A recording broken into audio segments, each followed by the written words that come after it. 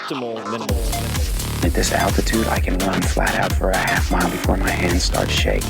Can I answer your personal question? Now would seem an appropriate time. What if I did the opposite? I'm a cybernetic organism, living tissue over metal endoskeleton. Tim Ferriss Show.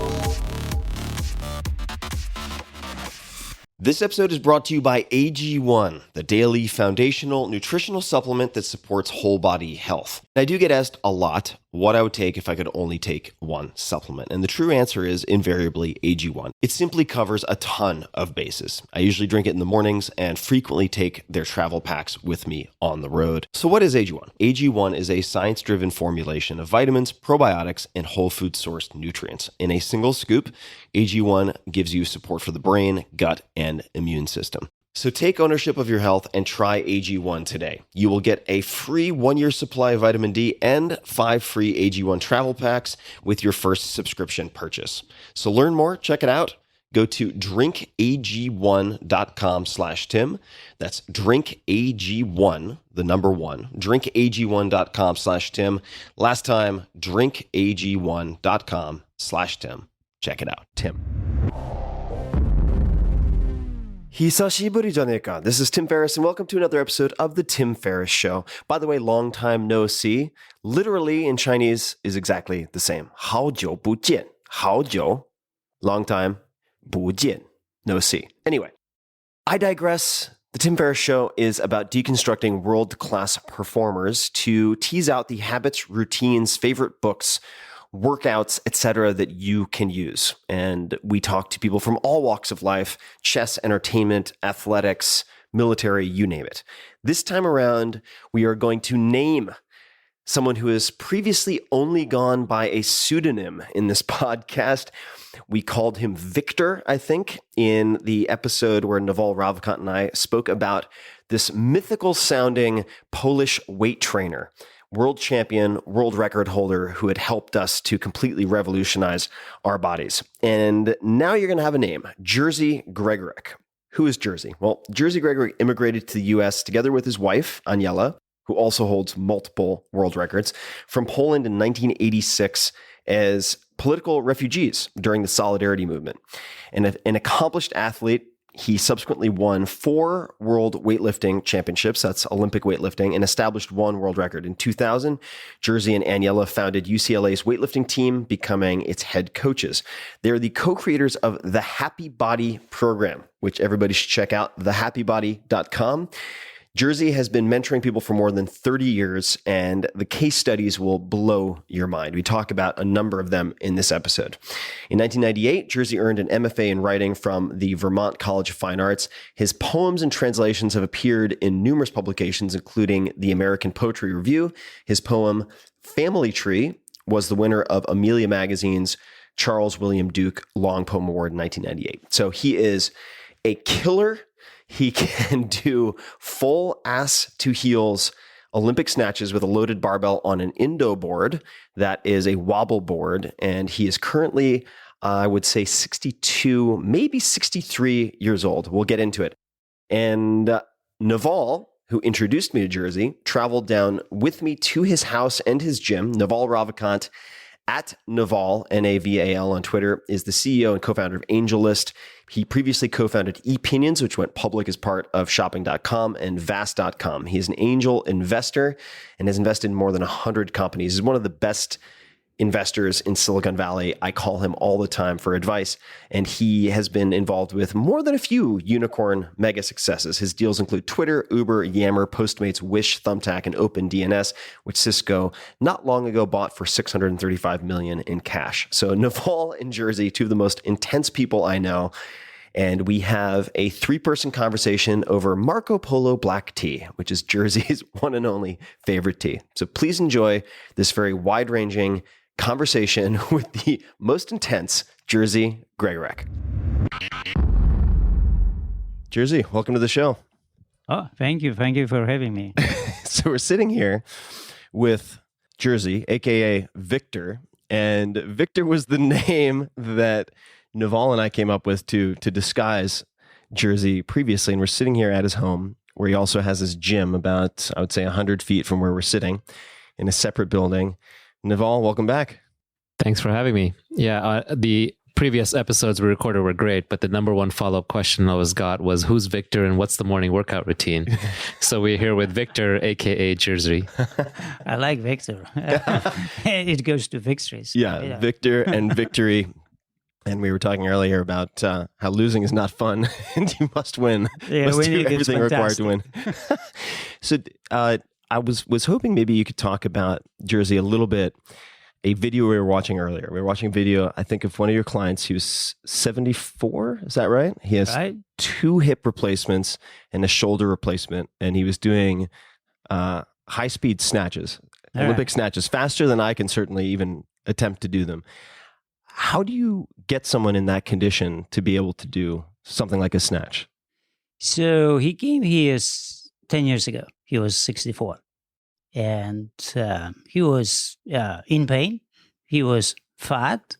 He was aged and not good. So I started simply working with him, putting him on a Happy Body program.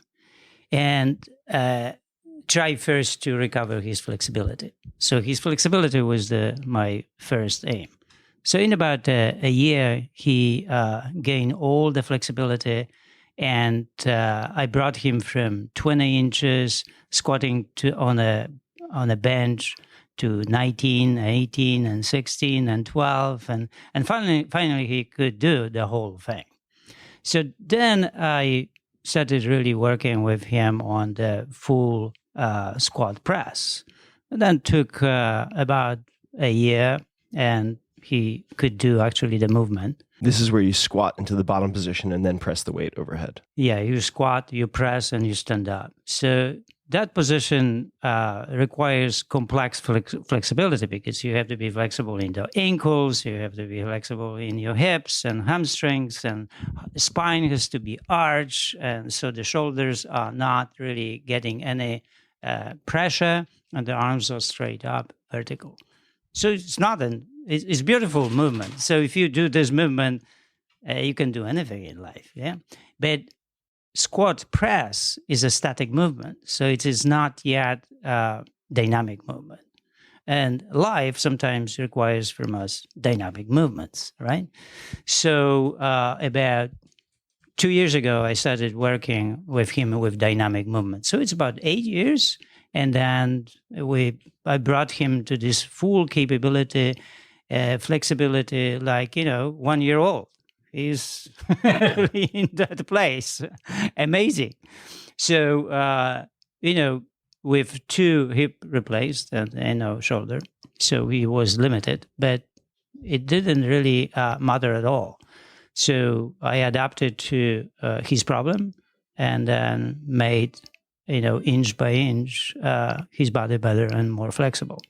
Once he was ready, then I started doing the snatch drops, dynamic movements, when actually the bar flies a little bit. It's the first time. And that is when you have the bar across your back, like you're going to be doing a back squat, and you effectively bounce a few times, and then the bar stays where it is, but you drop down into a it's a kind of like combination of the jerk when you have the bar on the neck, and you jump slightly, and then you do 2 jumps. So the 2 jumps are the way as the third one is, so you don't exaggerate on the third one. Is on purpose that way. Right. So you learn not to overdo. So when the third jump happens, you jump up, but you go down to the full squat, and you receive the bar there. So that's the snatch drop, kind of jerk combination and the snatch. It's the first approach, dynamic approach to the to develop the capability to the snatch. All right. Once you have that nailed, really good, perfect, right? So then you bring the bar to the. Then you do the snatch drop from that point. It means the bar is on your back. You don't jump. You snap down and block. So if you're really good on that, the bar lowers down itself slightly, like 1-2 inches, but you're already down there to block it, to receive it, if you're very fast. So the speed becomes really important here. So when you're really fast, you can do that. But that is before you do the snatch. When you do that really great, then you snatch is the next one. So the bar comes now in the front of you, in the hip joint, and you holding it in front of you. Now you jump 3 times, but the third one, you let the bar go and you go under and you block. And you have to be very fast to block and not to overpull. So I have to coach somebody not to overpull. That's why I came out with these 3 jumps. So you do jump 1, 2, and 3, you go under. So you don't focus on overpulling the bar. Meaning pulling it too high. Too high, yeah. So, the lifter that pulls the bar, the lowers, is the best one. So the gap between the gap between when you sit in a snatch position and how high the bar is pulled, thrown up, is that gap that tells us how good weightlifter is. So that should be about 4 inches, 5 inches. But people who have 10 inches, they just waste a lot of. So they are not really great lifters, and then they compensate a lot, and if they improve that, it would be better. So we are coming back to our 74-year-old. So his gap is about 5 inches. He's fast, he's 74, and he comes and he stands here and he says, I've been coming here for 10 years. I was 64 when I came. And then he adds, I am 74 and I am a lot better than I was 64. Actually, I couldn't do this when I was in 20s. So he's 74 and he does full capability snatch.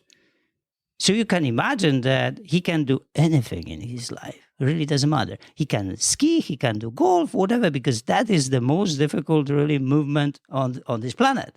And he can do it. So he will be doing this at probably 84 and 94, whatever it is. Yeah. So he's really fantastic quality life is in front of him. So I want to add something, and then I want to ask you something, Naval. So a few points. So just before we started recording, I wanted to see how far I had fallen in a bad way because I haven't been here in some time. We went into the garage and we looked at, like you said, the angles in that bottom position, among other things, of the press squat, where I'm pressing the weight overhead and then going down into an overhead squat, ass to the grass. And historically, you've taken video and photographs and you've looked at the exact angles at the hip, at the knee, at the ankle, at the shoulder. And you pointed out one thing that I need to work on, which makes sense, is given my shoulder issues and so on, but also my inflexibility, working on that thoracic, that mid-back mobility so that I'm not straining the shoulders.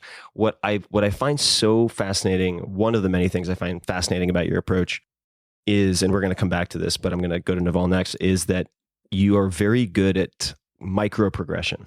So like you said, you might have someone come in and they start doing a squat, but you want them to do it technically correct. So if they're inflexible, you might have them squatting down only a few inches and then very gradually over time, or stepping onto a box that's only a 1/4 inch. And we might come back to this, but you have a patient. There are a lot of people who train elite athletes and they basically babysit mutants. Yeah, and they take a lot of credit for it. But you have, I've seen you work with patients with cerebral palsy who have just gone through complete transformations, really amazing. And the concept of micro progressions, among other things, is really grasped my attention in working with you. But Naval, I thought I would just ask, what have you learned from Jerzy, or what do you take away? Aside from these amazing conversations over Marco Polo black tea, which we always have, and I'm already sweating because it gets me all amped up. So mostly I just live in fear of Jerzy. So even though I send my friends to him and my cousins and my relatives, I myself try to avoid him because he's a fearsome taskmaster, and I'm not even sure I'm up to it. But Now, you did gift me my first visit to Jersey, which when I thank people you say for. it's crazy. and I do that with a lot of people, and I've definitely gifted more visits to Jersey than I've actually undertaken myself. But what's interesting, what was really impressive to me about Jerzy is that he's an incredible role model, and he's a role model in the sense of, if you don't mind my asking on air, how old are you now, Jerzy? 62, 62, and how much do you weigh? 135. And give me some stats on what you can press or squat. And I can squat about 250 to 60. I can snatch about 80 kilo now. So 80 kilos, like almost 200 pounds. Yeah, like 176. Okay. Yeah, clean and jerk about 100 kilo to 20. And what's your body fat? Below 6%. So. Below 6%? Right. Sorry. And Jerzy can also, I've seen video of Jerzy doing a full snatch on top of an Indo board, which is a wobble board. Oh, I love that. And what are your gymnastic credentials? I didn't do gymnastics. When I was in Poland, I wanted to be a gymnast, but there was no gymnastic team around, so there was nowhere to go to really learn that. But I really love gymnastics. I did all this stuff by myself on grass somewhere, and I really love that. And give us a sense of some of the medals you hold. Well, I have I won 4 weightlifting championship world, and my national records. I sent you the link, yeah. My national records that I set up in US in 1999, I think. They're still there. So there are 2 of them. So 17 years, nobody beat them. Wow. So held a record for 17 years, 6% body fat, incredible stats in weightlifting and gymnastics, 62 years old. Inspiration to me, because when you look at a great physique, a great body, that's something that cannot be bought. That's something that can't be bargained. It can't be negotiated. It can't be inherited. And at 62, you can argue whatever genetics you want, but there's an enormous amount of work and self-discipline that goes into it. So to me, Jerzy and his wife, Aniela, who is also a similar character, or inspirations, because they say, world record holder. Yes. And they basically says to me, there are no excuses. And on top of it, they run a reasonably successful business. They're poets. Jerzy has many, many volumes and volumes of poetry. He has an MFA in creative writing. They're refugees from the Solidarity movement in Poland and the fall of the Iron Curtain there. And he's also a meditator. So when I walked into Jerzy's house, I'm always intimidated, a house that he basically built, by the way. I walk in and there's this guy who's like a lion in his cave or in his den, built, rippling muscle top to bottom, extremely calm, tiptoes out in his socks, serves you tea, and reads you poetry. Until he berates you in the gym. And actually my first meeting with Jerzy, he made me strip down to my underwear, pinched me with calipers, took photos from every direction, and basically called me fat in as many words in the English language as he knew how. I didn't call you fat. You were fat. Exactly. That was also so oddly reminiscent of my own first meeting, where he reached across and pinched my tit and said, "You're too fat." And I said, "Okay, I think we're going to be friends." Yeah, so Jerzy's uncompromising. Jerzy does not accept the new age version of, well, you tried really hard, it's your genes, you're fat because you have big bones. No, you're fat because you eat too much and because you have no discipline. You're fat because you're a fatalist and you have the wrong mindset. And so Jerzy has this, he has a series of books which I recommend, but he follows this duality of master versus fatalist. And his books are full of phrases like the fatalist will say, "I don't trust science," when they're making excuses as to why they shouldn't diet or work out a certain way. And Jerzy's response is, "I acknowledge reality." So I love these kinds of little phrases he has, or where people say that getting older is depressing. Jerzy says, no, life can be enjoyable at any age. People say diets don't work. Jerzy says every diet works. In other words, you just have to stick to it. So it's more the attitude and the evidence that he presents, which is inspirational. And so I prefer to use him from afar that way. But now I know that I have to get back into it as well and start showing up regularly. So I don't want to to bury the lead for people too much, and we're going to bounce all over the place. But could you describe the Happy Body program, at least what you have a lot of people do in the mornings? How would you describe that? And then I have some, and I'll make you want the story or you want a week. Let's do the story. Sure, why not? All right, let's go into the story. So it happened around 25 years ago when I was in the gym, and I was like, a personal trainer in LA. And I coach people daily and 7 days a week. And they still would not get what I wanted. They would not follow the program. Was this before or after you embarrassed a bunch of huge powerlifters by deadlifting? That's around that with the time. Pink shoes more than they could. Okay. That's around that time. So, and you had a ponytail at the time. Well, yeah. So I thought that people really have to have some independence, that they have to take responsibility for what they would do, and they would need to be connected to the program or whatever the program is, right?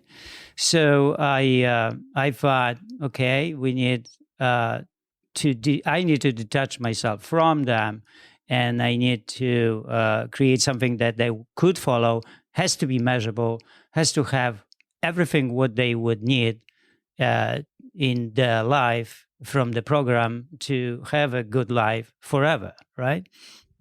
So what is that, right? So how a person needs to be? Well, definitely flexibility came, boom, first, right? So you have to have flexibility, and you have to have full flexibility. So if something happens in life, you cannot be injured. You are flexible all everywhere. So if you have any, you need any reserves of flexibility, you will have. So that's why today a lot of athletes are injured, because in the training, they don't have flexibility. So they, let's say volleyball players, they do half squat, but not full. But if in the game, in any situation where they jump or they do something, requires more flexibility than they do in the training, they'll get injured. Right, they have no margin for safety. Mess up the ACLs and all the knees, and usually today volleyball players, women especially, they have these problems. So it is important that athletes, they are training in the gym, and in the gym they are more intense than actually in the games. If that happens, they cannot be injured simply because they have reserve, right? So flexibility first, then certain strength is needed, right? And then certain speed and posture is important here. So the spine is flexible and the spine is healthy, because spine is really the gateway to health of the legs. So if there's any inflammation, any pressure on between the vertebrae, your legs will have pain, sorenesses, and so on. Now, okay? not to interrupt, but I will. So that's also one of the reasons. Is that not one of the reasons why you recommend the hanging after weight training? Right, decompression. And I remember coming in at one point and telling you I had some pain in my leg, and you asked me, "Did you hang for the last 2 days?" And I said, "Actually, I didn't. Got you. I stopped." Busted. Yeah. So I trained the cerebral palsy boy, and he jumps on 3 inches back and forth, and he when he lands back, he cannot bounce off the floor. So I teach him that bounce, yeah, and he has slow brain, and that brain is not really not letting him to bounce off the floor right away. So if he's off a little bit, he will stop that. So I said, busted. And again, all right. And that boy said, busted. So we have this fun. So, and I should just say, I mean, on that point on cerebral palsy, I mean, I've seen a lot of impressive things in this house and in this gym, but the before and after in that case is just astonishing. Well, I will tell you. Yeah, we don't. I don't want to take you off track, but so when he came here, he he barely walked, he didn't have energy to look at you for more than 30 seconds. He's never read a book. He's never watched a movie because he didn't have energy, fell asleep right away. And so no energy at all. So when I went with him to the gym and I asked him to press 15 pounds bar, he couldn't lift that bar off the rack. I just wanted to just simply bench press. 15 pounds bar, he couldn't lift off the rack 15 pounds. And he's 25-year-old, yeah? Mature man. So he's very weak, very weak. So I took the bar away and put 3 pounds. So I told the father to go away for a walk, and I work with him in the gym. And so I did, he lifted 3 pounds. So I loaded up 6. He lifted. So I loaded up 10. He lifted. Brought back 15 pounds. He lifted. So loaded up for 18 pounds, and he pressed it. So I said, okay. So the brain has certain situations that when we load it up, he's open to progress, and progress is going to be fast. So I asked father to come and watch it. So now it's 1 year and a half. The boy presses 144 pounds. Wow. 144 pounds. So I'm bringing him almost to the, and he is about 160 pounds. So I'm bringing him almost to the place where normal people are, yeah? So he's walking. Beyond a lot of normal people. He's squatting 160 pounds. So he couldn't really jump on, he couldn't detach himself from the floor at all, even 1 inch jump. So now he jumps on 11 inches. That's amazing. And every inch when he gets, I started from 6 inches, we have special dinner. So it's a really special something. And he loves it, it's like this celebration. I said, we need to celebrate, and every inch is a celebration. And he jumped on 11 inches about 2 months ago. So now he's working on 12 inches. And there are some changes on the way.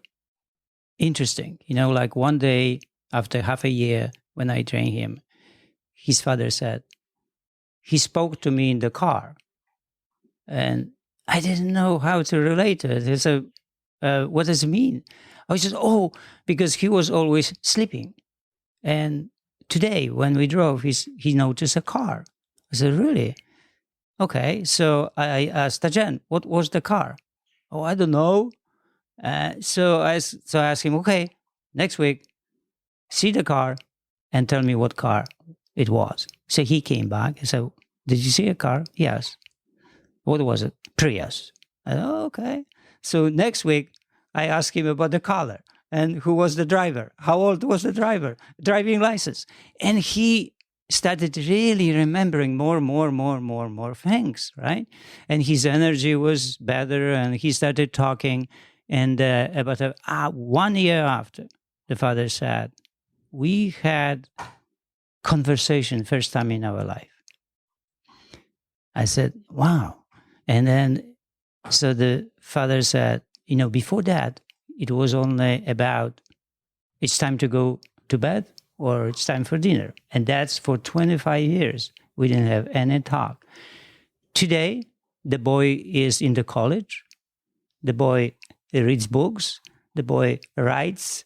And he also, I work with his mind with poetry. So every time when he comes, he recites one poem.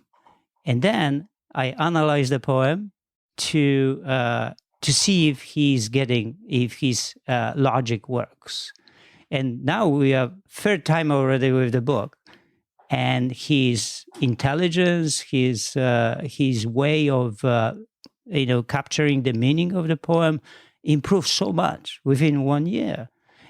He's almost like kind of a normal person to talk, to have fun, to enjoy, interact and so on. So now we are talking about the girlfriend and so on. What book of poetry did you use? I used food for your soul. So Okay, happy body, food for your soul. right, So, yeah. so Jerzy has a number of books and poetry which are kind of interesting. If you've ever wanted to read a poem about someone struggling to resist eating a bagel, he's got you covered. But they're deeply personal poems. There's a lot of pain in here. There's a lot of struggle, a lot of strife. There's good perspectives. I saw a good poem you had about doctors struggling with the realization that in today's world, your doctor should be healthier and probably healthier and fitter than you. Otherwise, why are you listening to that doctor? And it's like a burden they've taken on. These are very human poems, but they're about topics like losing weight, nutrition, getting healthier, lifting weights, and so on.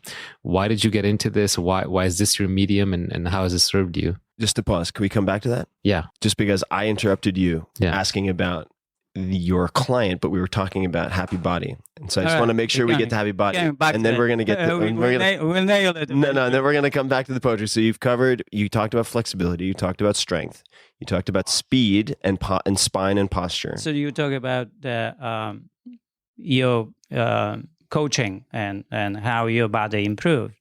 And when you came, you had some pains, you had flexibility situation problems. So I had to work with you to bring you right into the perfect posture.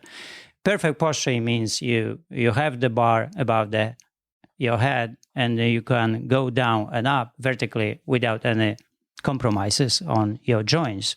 So where the compromises are coming from? So the flexibility that is needed in your ankles, in your hips, and in your whole spine. The combination synergy of these three is needed to really make that movement the right way. So if the flexibility of the ankle is not right, so the knees are going backward, and then your hips are going clockwise. You're going to compensate. And then you start, rounding your back, your spine. But that can lead to any problems with sacroiliac and also the spine. So once the ankles flexibility are there, then you move your knees are forward and your hips are moving clockwise, and that gives you this beautiful arch of the spine if the spine is capable of it. If not, so what we noticed today with you, so you have ankle flexibility, you have your hips, and then the spine is straight instead of being like a bow. Right. So now our next thing is about to focus on sternum, focus on arching the spine, so you have a really nice bow. And that bow is needed because your arms should be straight up and down. And if the body ends up vertical, then there's no pressure at all on your shoulders. If I have sufficient flexibility in the thoracic spine. Yeah. Right. And just for people who are wondering, so what angles are you looking for at the ankle, knee, hip, and so on? Are there specific angles? So there is about 29 degrees between the calves and the thighs, the femur. So about 29 degrees. Fantastic. So when you look at the real weightlifters that they go very deep, they will have 20 degrees, 21, 22. And usually people will have, when they start, 50, 55, 60. So degree by degree, you become better. And we talk about, before, you remember, the winning and a small increment. So I like to take people inch by inch or even half an inch, because we become happy when we get better. And when I coach, young athletes, and they, let's say, I spread everything for 2-3 years. There was this Russian coach. He said, "I need 10 years to make a national champion, and if I have less time, I will never make one." So I see the same way. When I see somebody, I see the spread of 2-3 years, I know where it's going. And I have the time, not that I have the time, the body needs the time to actually get better, all right?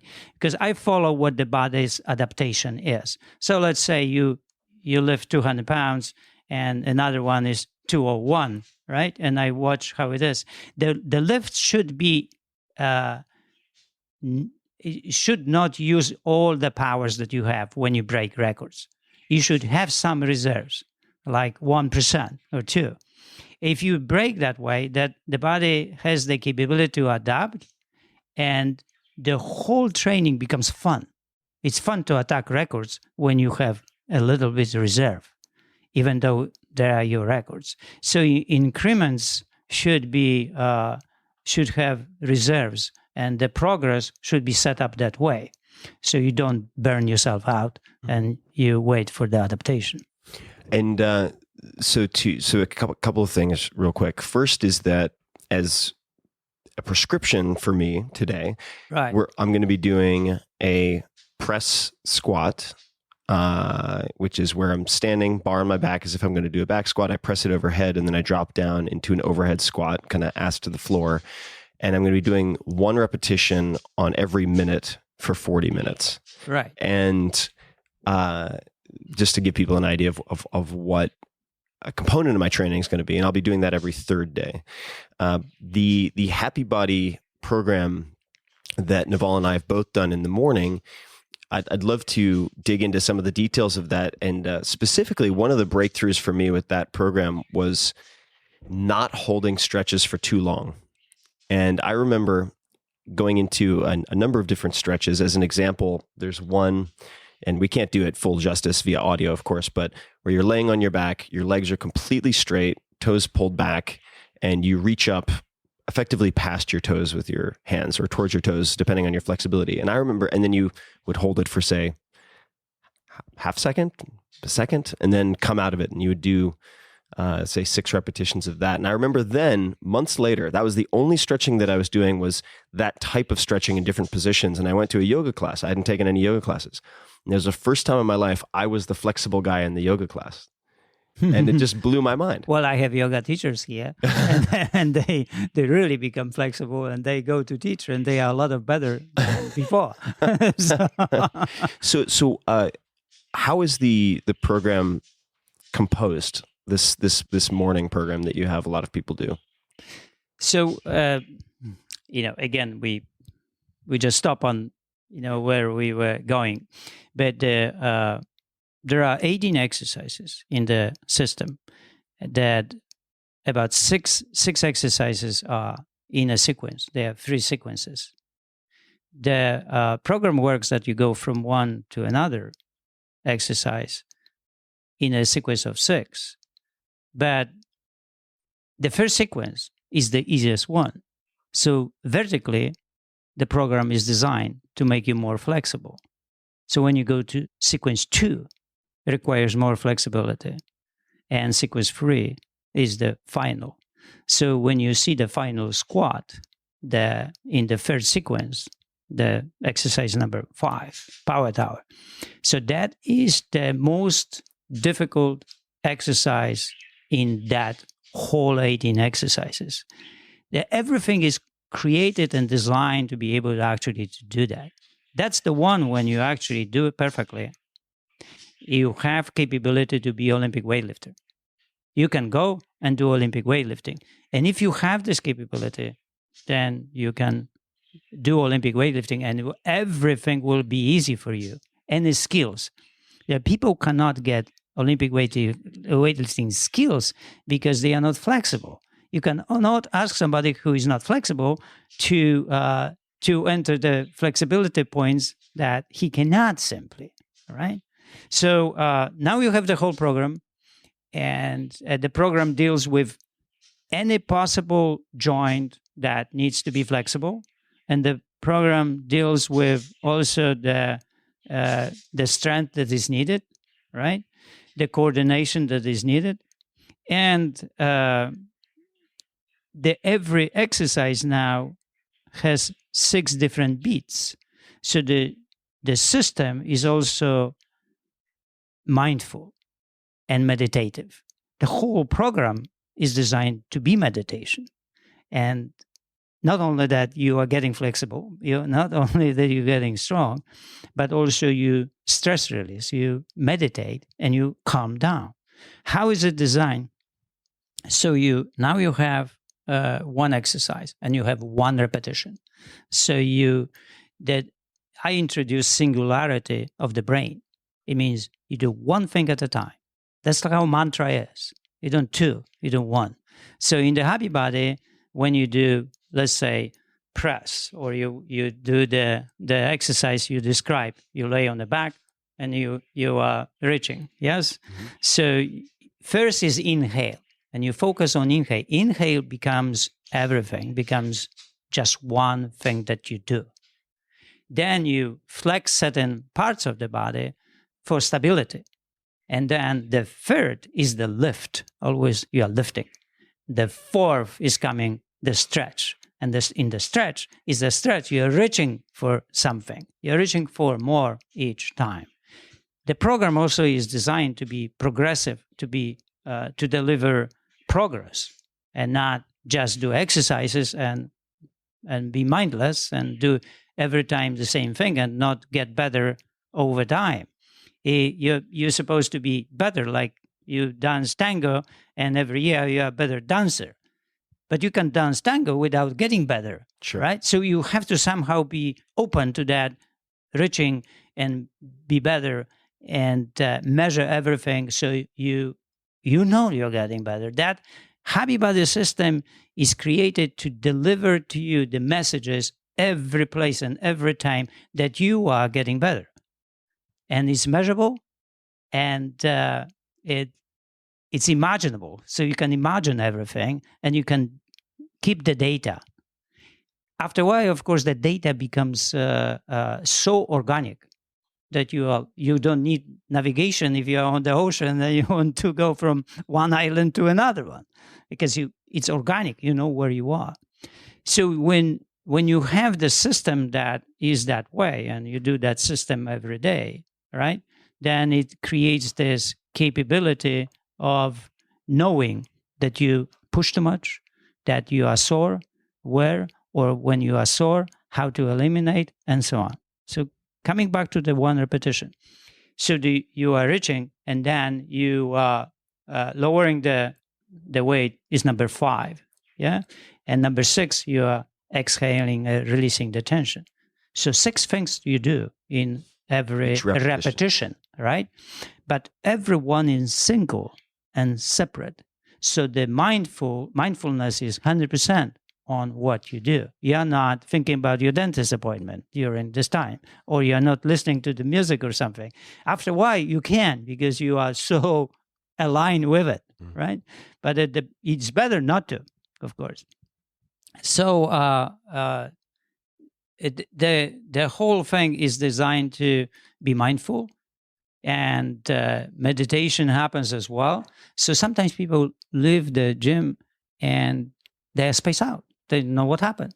What really happened? They meditated for 40 minutes, or 30, 40 minutes while doing the program. It's amazing, because you do the program, but at the same time, the other things happen. So the breathing pattern now, why the breathing is that we hold the breath. It's pranayama breathing, the same as pranayama breathing, holding the breath and then releasing for the calming down the heart.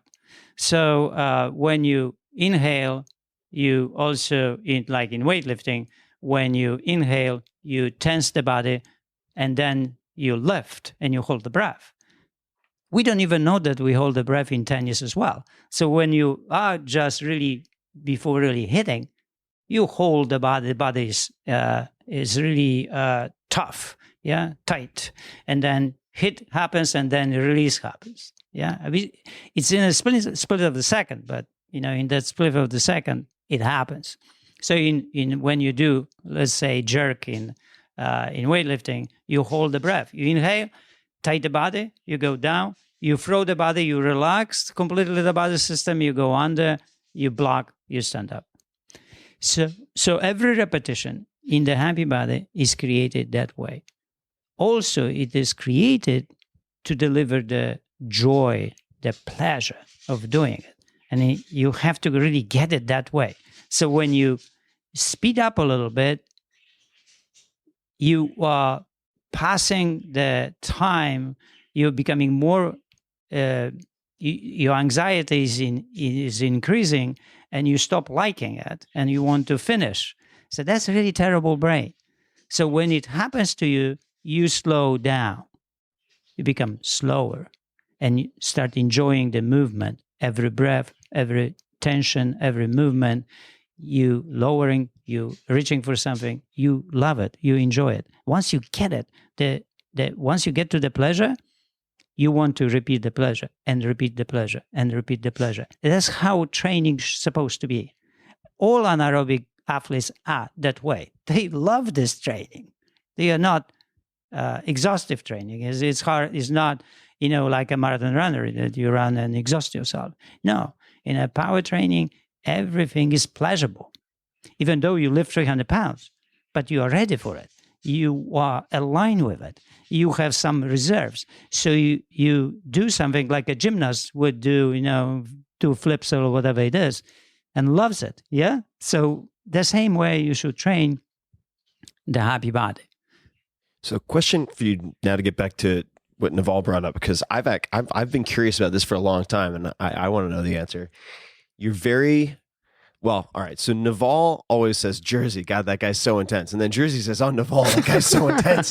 So I find that funny. But Jerzy's been on best behavior. I did hear a story earlier from Aniela, your wife, about how your students at one point were keeping track of how many times you said "fuck" in various lectures and classes.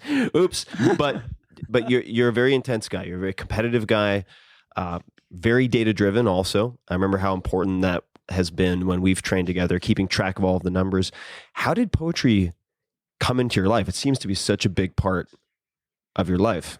Well, I was, that happened to me in Solidarity, when I was mostly in science in Poland.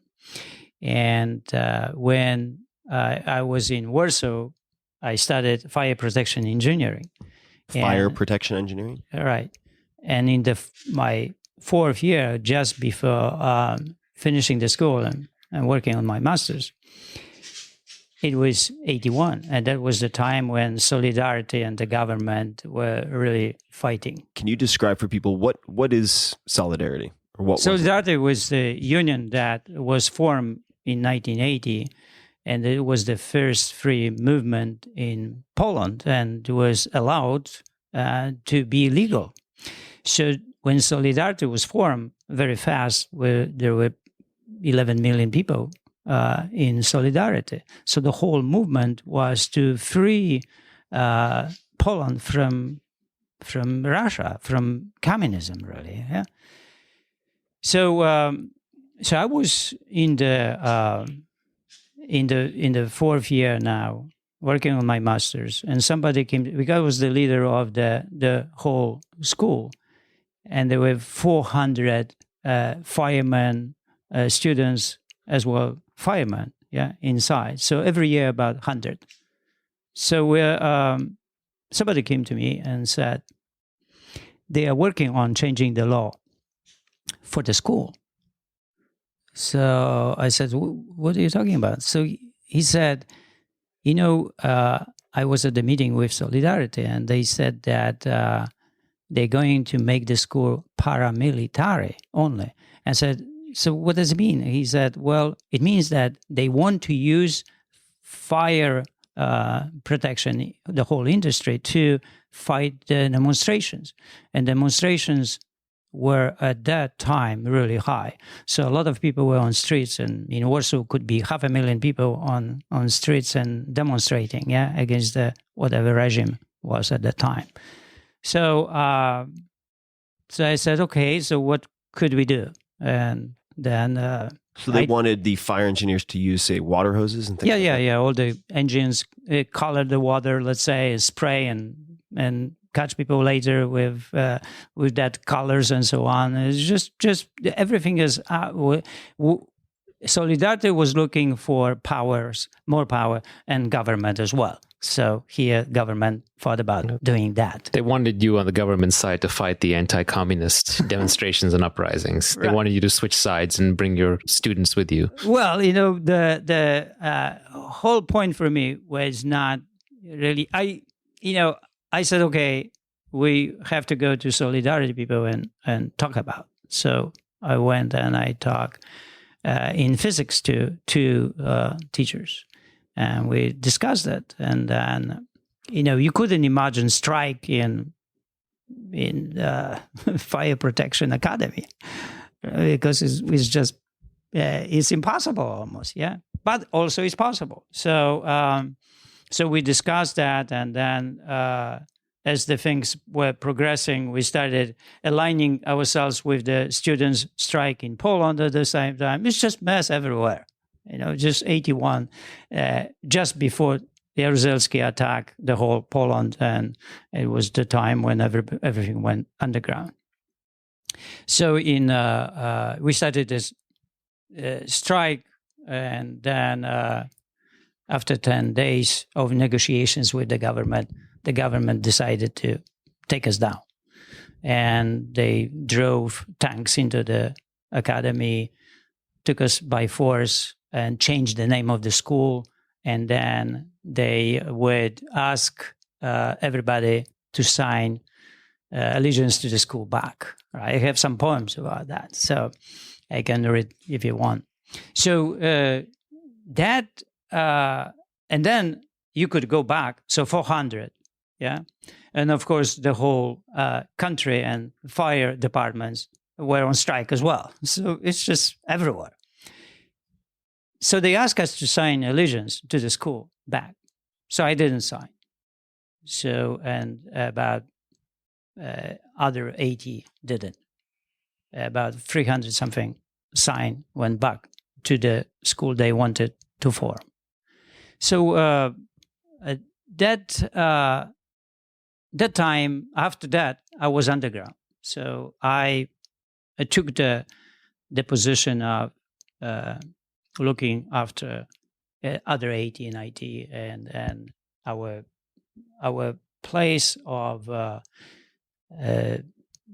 meetings was the church, and the church in Żoliborz, and the priest that came to help us during the strike. His name was Jerzy Popiełuszko. I have a poem there written about that too, and he was the priest that the country loved him, loved for his words, for his love. And it was the first time that, I have the goosebumps now, the first time that I was faced with unconditional love. I've never seen it in my life. And I was, 27, and I saw people that they had it. And I was looking at that and trying still, find a way why they are that way, that they have some kind of ulterior motives or something. Yeah. So, because I've never seen it. I've never seen a person that way. So I spent 3 years underground, and it's 84. The government had really enough with Jerzy and his sermons that they were so inspiring people and so much helping people to survive all of it, what was happening, and to be uplifted, that they captured him and tortured and threw his body into the icy river. And after that, the Poland really mourned a lot. And then it was very, very difficult for me too. And I left Poland in 85, in March. After, the situations with in the police department and so on. You had to do it to survive. I had to go. And my friend told me, I was called to the police department, and I was waiting for to go in Szczecin. And this guy comes in, and there is a lot of people, and this guy comes here, and I know him, and he was a weightlifter. I said, so what are you doing here? So we didn't see each other for about 4 or 5 years. He is the lieutenant there, and I don't know. And I am on the other side now, right? So he's asking me what I was there for. And I told him, so let me check it out. So he went, came back, and he said, well, you were assigned to me, and you should go and never come back. And I said, I said laughing, I said, Jerzy, never come back. You would never come out of this building. You'll never come out. You'll be here. You'll stay here. So my goosebumps come, and then I said, all right, it was just lucky day. And I said, all right, thanks, bye-bye, and we go. So this is the weightlifter. And about 2 months after I was out, I was in Sweden, and then in Sweden, because of my involvement now, I'm coming back to poetry, because my involvement with solidarity people, mostly Weightlifting and Jerzy and then the others, that they had this Jaworski, Severin Jaworski. There were people that they were different. They were just like loving people I've never seen before. As I said, when you see a person that love you unconditionally, it's something completely different. It's like you see God, So when I brushed off some of it, and then when I went to Sweden, I started helping people a lot. The solidarity people, they suffered a lot. They waited sometimes for their wives and children, and they escaped there, and then they were hunger strikes, and all of it was happening. And I had this way of talking to people and helping them emotionally, uplifting them, solving in their head a little bit, changing their attitude so their life could be a little bit better. And there was the psychologist, Van der Sai, who noticed that. And she said, you know what, you have a gift that you do something with these people and they feel better. So she said, let me open the clinic here, and then you will be teaching, and I will be your assistant. I said, no, I'm going to US. I'm not staying in Sweden. So when she heard that, she said, but if you go, you have to write. And I look at her and say, write? I say, yeah, you need to write because you have something to pass on. And I said, well, I've never written anything. So she said, well, just go home and write. Yeah. I said, okay. So I went home. That's very Jerzy-like response. I took the page. And it was funny. Whatever was on that page coming, it was in a verse. I couldn't write anything differently. So you tried to write poetry. You just went to write. I've never written any poetry. No, and then it came out in verse. As a poem. Huh. And I wrote the first poem, Rebirth. So I've written that poem, and then, okay. And I didn't write another one for a while, but then I went to Germany and then ended up in US, all right? When I came to US, I began writing more poems. And the poems, the first book of poetry became about this, my life, the past life. And then about 15 years ago, when I was dealing with people and I was watching people when they wanted to lose weight and how that is difficult and how people suffer because they cannot, and how people, even though they want to control themselves, even they want really badly change, there are forces inside that causes their choosing the wrong things. And they are unable actually to succeed in it. And I saw this suffering here in this room over and over. And then one day, because I thought that poetry is something else, it's not really, it shouldn't have any purpose. You write a poem because you are moved by something or disturbed by something, and you make the poem. It's like Baryshnikov said, I dance, and my dance is supposed to disturb and not really make entertainment. It's an art form, and it's when you create art, you're disturbed by something. So when I watch people suffering because of the inability of controlling themselves, that emotional intelligence was not kicking in, the attitude would not change. I thought, if they suffer, then they need poetry. They deserve poetry. So poetry is not something more than that. The first time I link poetry to something to something like simple weight loss or something, right? Because poetry is supposed to be not purpose. Right, but in this case... But I sense really that pain. I that. sense pain and I sense suffering. Practicality. I connected first time a poem to that problem and started writing poems. It took me about 4 years to write this first book of poetry, The Food for Your Soul. And to your different poems, different situations, some of them, all of them, they have really one purpose.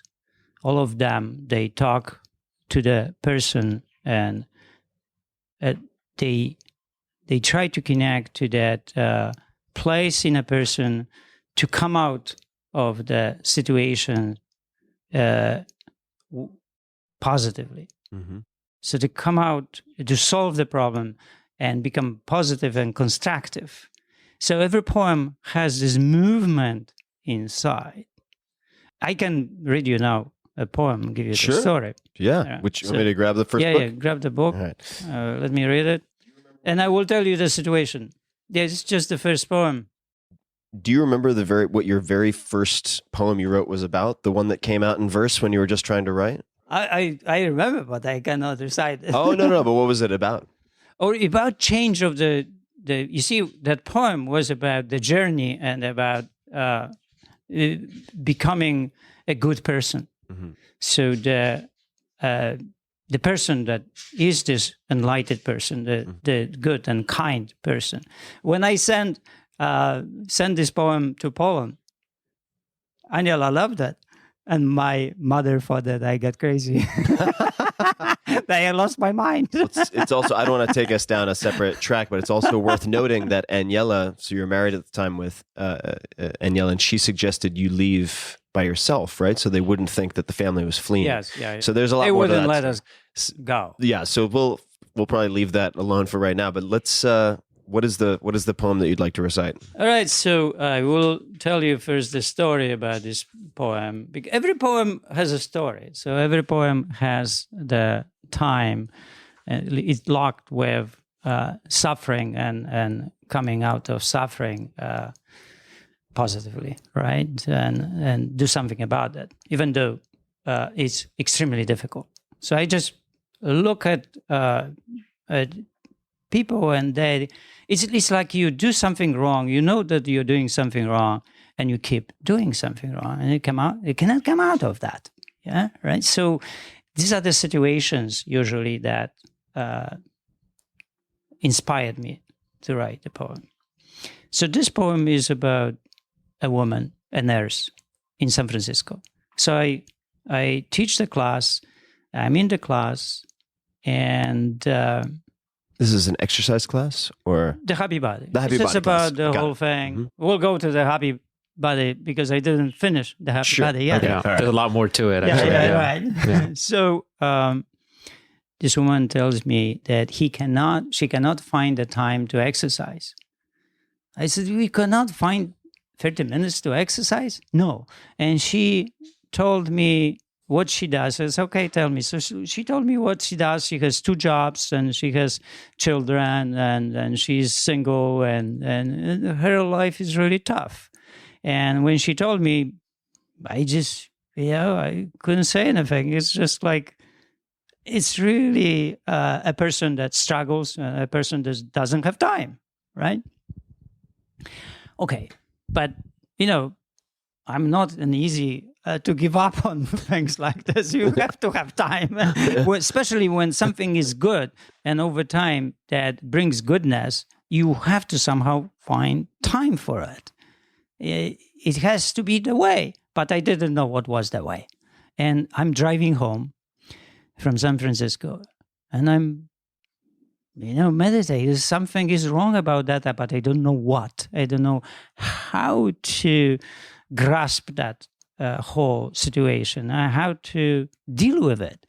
It's the person that is, struggling. The person works, almost whole day, has children, has to make money, and doesn't have time for exercise for 30 minutes to improve the life through it. So I came home, went to meditation, spent there 2 or 3 hours of meditating. I wrote this poem. Let me read it to you now.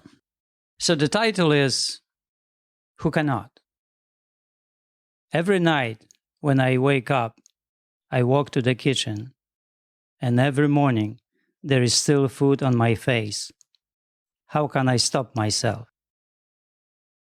His coach thought for a moment and then told him, think about all those people who stopped themselves from owning and killing and having fun because they finally saw how others suffered.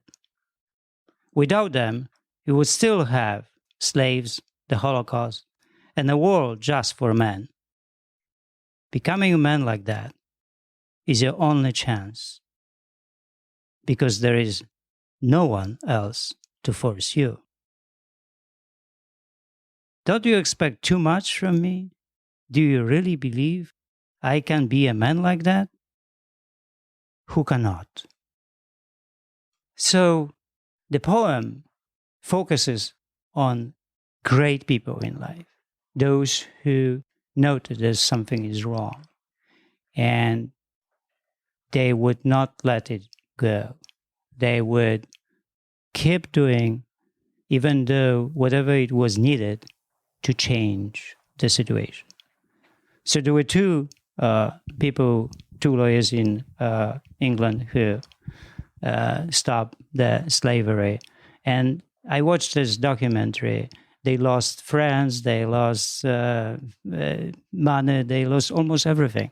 But they really achieved that place where we didn't have slavery anymore.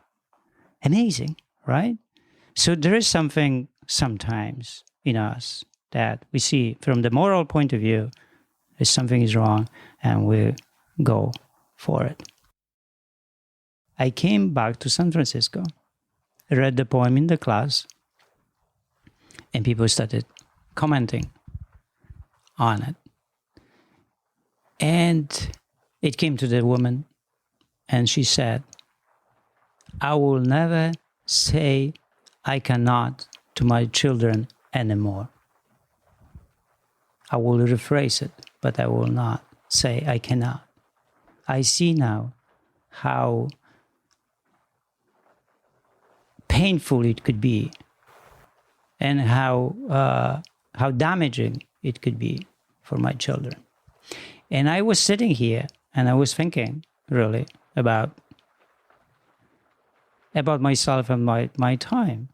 And I saw myself that I watch TV, that I read novels, and I don't have to do.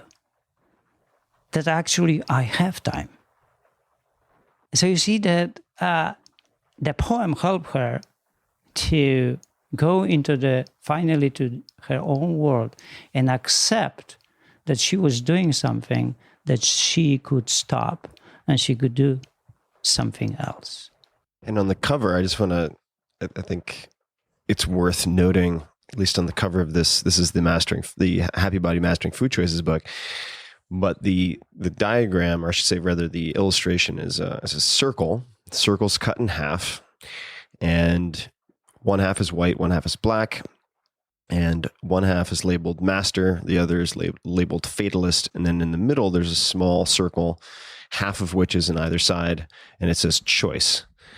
So I'd actually like to ask Naval something. So Naval, you and I have talked a lot where I tell you I'm going down to train with Jerzy, and you're like, no, he's too intense. I can't go down there and train. And then I talk to Jerzy, and he's like, how's Naval? God, that guy's so intense. And this is always what goes on. But I remember chatting with you at one point, and you said, well, I feel like I should just pay to go down and talk to Jerzy, because the training's really expensive, but it's very cheap therapy. Yeah, I actually did that on one occasion where I came down. We just talked for 2 hours. Yeah, he's a cheap therapist. I mean, it's wisdom, right? Someone like Jerzy has encountered huge difficulties in his life, has done world-class things in multiple disciplines. And there's just a wisdom to that I don't think we respect in modern society anymore. We always crave what's new. But I would argue that what's old and time tested and proven, when there's someone who's 62 and fit beyond imagination sitting in front of you, you should listen to what that person has to say, even if you've heard it before. You can hear it a new way, a new time with a new intensity, and it might make a difference. Not to cut off your question, but you're talking about choice, right? Master versus fatalist and choice. The single most impactful thing that I've heard from Jerzy, and there's many, but the one that always stands out is just this philosophy of hard choices, easy life, easy choices, hard life. And I think it's worth digging into that a little bit, because I think that it kind of unites what you're talking about with exercise, with nutrition, and with psychology, right? It's kind of the overarching principle. And it's obvious, but it's not at the same time. It's the practice of it that's hard. Yeah, I think that I learned from weightlifting that constant search for making something actually difficult that would help you to get better, and you search for it. So the progress is, it can happen only if you're on the edge when actually is something difficult. So I told a car racer in LA about 20 years ago, it was how the progress happens. Yeah, he's off-road racer. The Baja 1000. Right. His father was breaking records. So Billy Robertson, really fantastic driver, 20 broken bones, and really tough. Tough. You cannot get really tougher. This is tough. This is Olympic weightlifting. This is off-road. Trucks, like 10,000 pounds and going 140 miles per hour on uneven terrain. It's just amazing things. So, and he was also on a motorcycle, very fast motorcycle, 160, 170 miles per hour. He was racing this stuff. Yeah, it's just so, and so he was diverse in his possibilities, and I coach him for flexibility, power, and getting ready for this competitions. So he was his father was in Baja 1000, broke the records in 1960 on a motorcycle, 48 hours without stopping. So they were just getting gas from helicopters, and he said that when he finished, he couldn't straighten his fingers for 1 week. It was just gripping the handlebars, yeah. Like that. So so when I talked to him, he said, "You know what? It's like this. I understand this way. So when I race the car, so I have to bring the car to the place of when the tires are spinning, losing the traction. And then I slow down to capture the traction. And then I have to speed up again to lose the traction, and on and on and on and on. I can only progress when I am in that area. So that is the same with all athletes and whatever we do, right? So that's the difficult choice. You bring yourself to the losing the traction. So when you imagine, let's say, a weightlifter would be the same story. You have to come to the place where the records are, and you break the records very little. And if something happens, you go back, to catch the traction. When you heal injuries, it's the same thing. You go to the place where it's difficult, and you try to stay there. If the body lets you, you stay there, and you getting stronger in it or more flexible. If you sense that something is wrong, you go back. So the masterpiece is how to find that place. Where is it really? Where is that place? And you cannot really, because if you spin too much, you completely lose the speed and you lose, right? If you don't bring yourself to that place, then you cannot improve. So the only way to improve would be to have progress, but that progress depends on these difficult choices. And the masterpiece here is to lose the traction, catch up, lose the traction, catch up. So when you're on the happy body, you're the same way. You are supposed to come always to reach for something more, just slightly, like a quarter inch or something, and then you know where you are and you're reaching for it. And that is the athletic brain. The fitness brain is to exercise without it. So the whole fitness today is just kind of that way. You go to the gym and you just exercise, but you are not really bringing yourself to the for the tires to slide. Yeah, so you're not pushing that direction. You don't know where it is even, and that because of that you don't have progress. So I have people sometimes come here and then, I exercised for 10 years and I didn't change. Well, there is no change because there is no progress. There is no reaching. There is no hard choices. It's so difficult choices, easy life, right? So we are all good with easy choices. Actually, easy choices is fun. We will always choose what's easy. That comes naturally for us. Fantastic. Everybody is good about that. Everybody can write a book about that. So easy choices. So, of course, we will do everything what not difficult. Well, because of that, we cannot progress in life, right? But those of us that can choose difficult choices, they will have progress and they will have improvement and they will have easy life because of it. But you have to be okay with it. And I was faced with this first time really in weightlifting.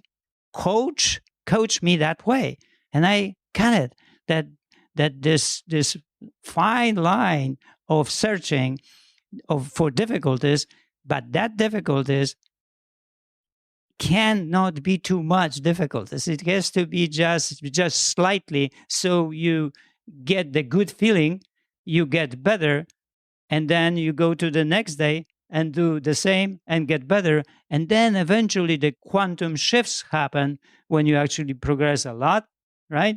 And then back up a little bit and so on. Well, one analogy that I remember you used with me at one point, which changed my thinking or at least opened my mind to different possibilities with flexibility and mobility. I remember in the beginning, I had terrible ankle mobility, really bad ankle mobility, and it led to all sorts of knee problems and hip problems. And in the many different types of training that we've done together, the concept of achieving that flexibility through movement and motions, as opposed to holding static stretches for a long time, was relatively new to me. And I remember at one point you were talking about the hinge, a rusty hinge. Right. And how you can't try to force it too much. You'll break it like a paper clip. So you go back and forth and it's creak, creak, creak, creak, creak, and it's barely bending, and then click, and you get a little bit further. And then you oil a little bit and you do creak, creak, creak, creak, creak, and then click, and then you have these really unexpected, for me at least, quantum jumps where I would go from feeling stuck, and then next workout, boom, all of a sudden I have 3 or 4 inches of additional reach. And that was a new experience for me. It's funny how, things happen to us. Like Naval, you said about that. I know so many things and came from many things, but we remember things in life. So my father was the locksmith. He was a steel worker and he was a locksmith. And I remember I was probably 5 years old and he was showing me with the rusted drill hinge and how he worked with it. It was beautiful. Like he put some oil and moved it a little bit, it gave me, and I was working with it. I sensed where it was stopping and helped me to feel how much really to push it. I still remember it. And you see, like, so when I talked to you, he was my master. He was really showing me how to break that hinge the right way. Not to break it, completely, but to open it, to restore it, to rejuvenate it. And eventually, after about half an hour, that hinge was moving with oil and everything like new. It's wild. It's wild, yeah. But, when you are open to this, you use this metaphor, and I use that metaphor with you, but I remember that my father and working on that hinge, and it's a juxtaposition, right? And with those juxtapositions we use constantly in poetry and in life, to help people to imagine. So I want to help people to imagine another story, which I quite enjoyed. So we've had a number of lunches here. And you were just saying before we started recording that I guess in terms of the units for Weight Watchers, what was it? What are they called? I don't Oh remember yeah, they have 30 points. But so there was a woman before who's comparing the diet on the Happy Body, which I guess gives her 7 points. Yeah, but you eat a very high volume, or I shouldn't say very high volume. You eat primarily vegetables or relatively low protein, and we've had a lot of soup here. And delicious vegetable soup, which you also had for breakfast. And we get these gigantic bowls of soup. And I just remember barely starting. It's scalding hot. And I had 3 or 4 spoonfuls, and you were done with your soup. And I'm fast, dude. No, I know you are. That's faster. Then we get to the 30 minutes. So didn't you, at one point, I could swear you told me this story of meeting someone who claimed to be the fastest soup eater. Yeah. Could you tell that story? Yeah. So, I was like, very fast eater of hot boiling soup. This is in Poland. So this is boiling soup. This is not really hot. Yeah. So my father was really good in that too, for some reason. So, but I was a lot better than him. I could eat really a bowl of soup extremely fast, boiling. So when I was a weightlifter in Poland, we had this group of athletes that we hang out, and we went to have soup, and we went to this bar, and we got tomato soup, hot, really steaming, and we started eating. So there was this long table, and about 5 of us on one side, about 5 on the other side. All the, track and field boxers and wrestlers, all the athletes, weightlifters. And I finished. And the guy on the other side of the table, he looked at me and he was surprised. He said, "You finished? You ate your soup?" I said, "Yeah." "But it cannot be." And I said, "What cannot be?" And he said, "I'm the fastest eater." Nobody was ever faster than I. And I said, "Not anymore." It's over. I said, I don't believe that you just did it. It's impossible. I said, "Well, come on. You want bet?" Oh, everybody was happy about the bets because, weightlifters always bet, So athletes, we bet always, you make it or not, how much and so on. So we started betting. Yeah. So we bet. Then, and of course, he ate half of the soup, and then I ate the whole thing. Yeah, and that was it. But the other story is this. So I go to Warsaw and to about fast eating. We go to Warsaw, and in Warsaw, I go to the academy, the Fire Protection Academy, and this is my first day. I'm depressed. You're I'm depressed. without my mama. Oh, okay. You know, my mama, and I was my mama's son. You know, always. And I couldn't really live without my mama, you know, like I was always like making the way that I would be home. So I'm sitting, and as I'm looking for the place, so I found this place, the 3 guys are sitting, and they are all from Warsaw. And I sat there, and one of them is really this street smart guy, right? So I eat slowly and so on. But there's not much food, yeah? So everybody wants more food that they really serve. So he tells me this, you know what, I have the idea. And I said, what is it? Whoever will finish first will help the other to finish the food. So I look at him and I'm just thinking, laughing inside, you just pick up the worst probably person in this world. He's just the worst one. That one. So I said, okay. Next day, he didn't eat his second and dessert. I ate his second, and I ate my soup, my second, dessert, his second, and dessert. Next day, so he started from the second, yeah, like pork chop and potatoes or something, yeah. So he left the soup. So I ate his soup and dessert. So he said, "Oh, I don't want to do it anymore." I said, "Well, if you don't want, you have to pay."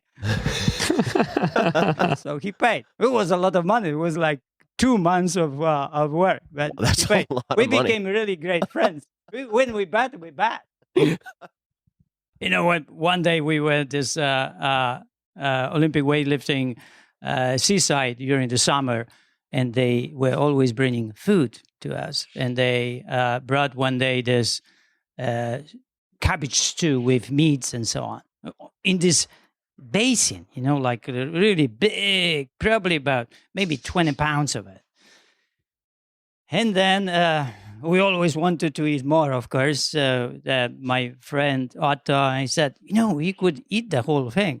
And the others were laughing. And it was about 40 guys. And then, you cannot eat this. Yeah, we could. So wait, it was for could. 40 people, and you and your friend said we could eat the whole thing. We got the whole thing, yeah. So we started really laughing. I said, Otto, come on. I said, no, Otto, we cannot eat this. You know, it's just too much of food. So when you actually put the spoon down vertically, only the tip of the spoon was seen, and the basin was between. When we sat in front of us, was between my legs and his legs. It was so big, It's gigantic. And Otto said, "We'll eat it in 1 hour," and everybody like, I said, "No, come on," and then, "Oh, come on, Jerzy, you know, we'll eat it." And so, okay, we'll try it. So they were started betting, and the coach said, No, I know you guys. 1 hour? No, 30 minutes. I said, no, 30 minutes. So we set up on eventually 30 minutes. I said, okay. So we ate, and we started eating, and we were fast in this. And then it was about left, maybe, like 2 pounds left. I couldn't make it. It's just like 2 pounds is a lot lost the left. bet. Couldn't make Wow. it. It's just like full, done. That was 11 p.m. 8 in the morning or 7 in the morning, we were back in the restaurant, and Otto was sitting in front of the milk with rice, probably more than a gallon, 2 gallons. And people were laughing and saying, "Whoa, Otto, what do you eat?" "Of course, you want to bet?" And started betting. Otto ate the whole thing there. Oh my God. after eating them out, like, I don't know, It is 10, 15 pounds. So in a way, this is liberating because you're obviously very healthy and fit, but you have an eating disorder. Well, of course, so and you love vodka too. So you have your love vices. the volume. So my challenge is a master here is coming in. Yeah, so you cannot let the fatalists really win with you, because if you do, your life is not going to be good. Yeah, so what you want has to happen. But for me, to control the volume is really tough. So I can eat 10 apples within 10, 15 minutes, and another 10, follow with another 10, right? Until my teeth cannot really make it. So, so I stop. So I had to come out with strategy how to eat an apple. So I came out, I told you before. So I came with the really strategy for it. So I drive with my daughter to Santa Clara from our home to take her to gymnastics. It takes about 30 minutes.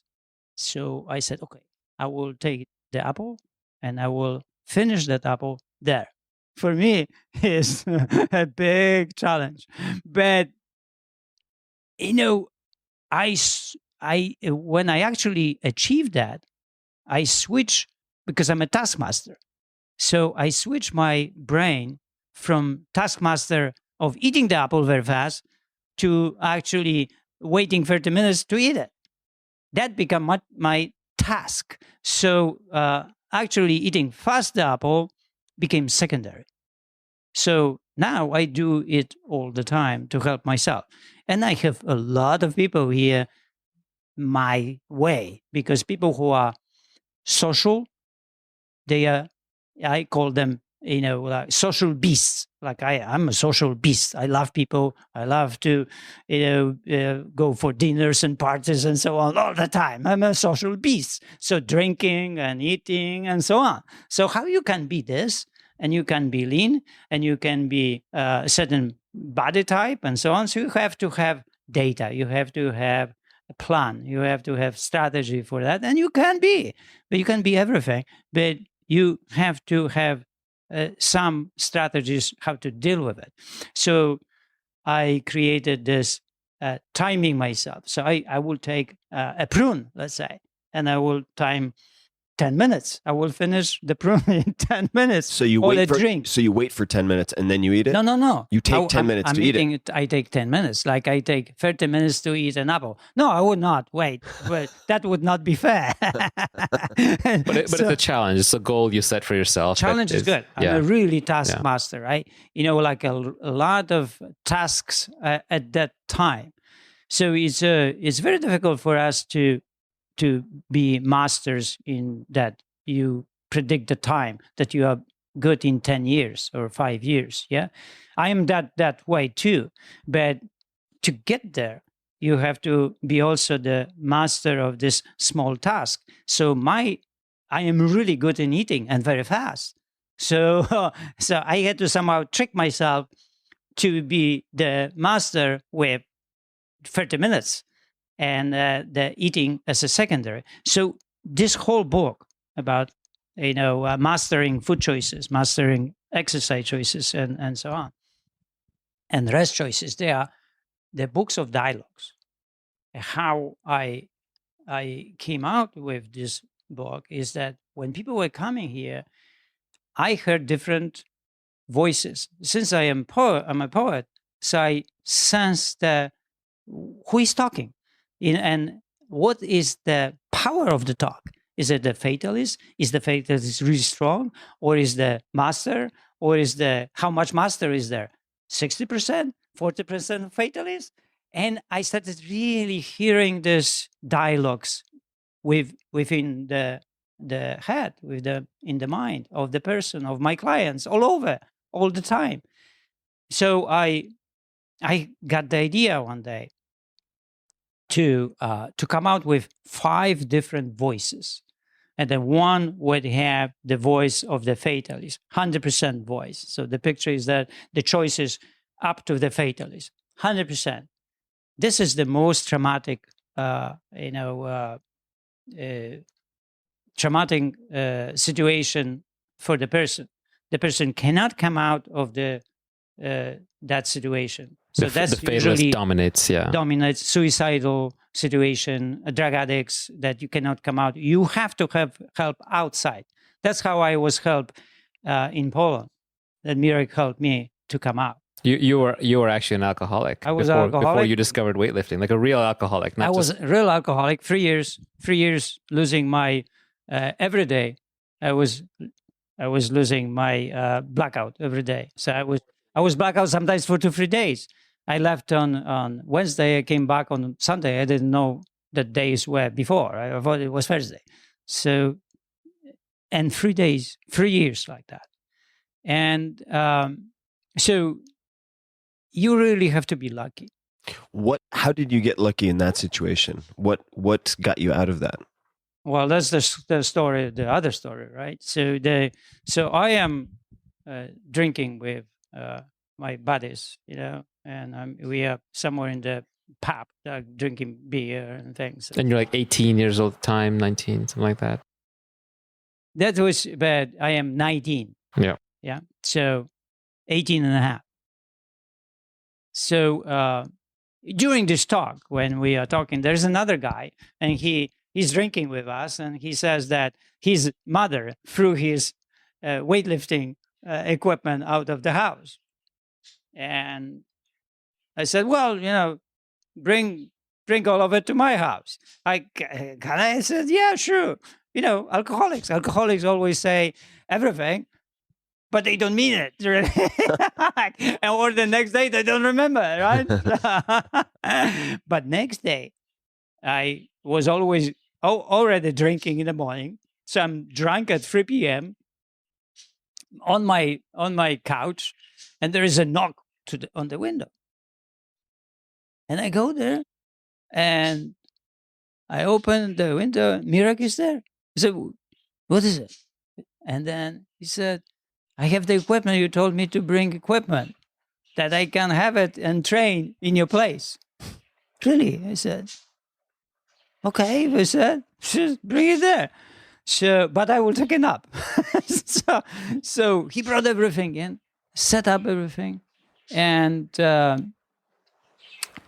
but he didn't do his workout on his own. Yeah. So he tries to pull me in. He said, Jerzy, come and we'll do a little bit and we'll go for the beer. Oh, yeah, I was just like, sleeping, kind of having up and so on, recovering. I said, no, just you go. No, let's go, we'll do a little bit and go. So somehow he was inviting, He created this space for me to walk in the right way. So that's amazing, when that space is created.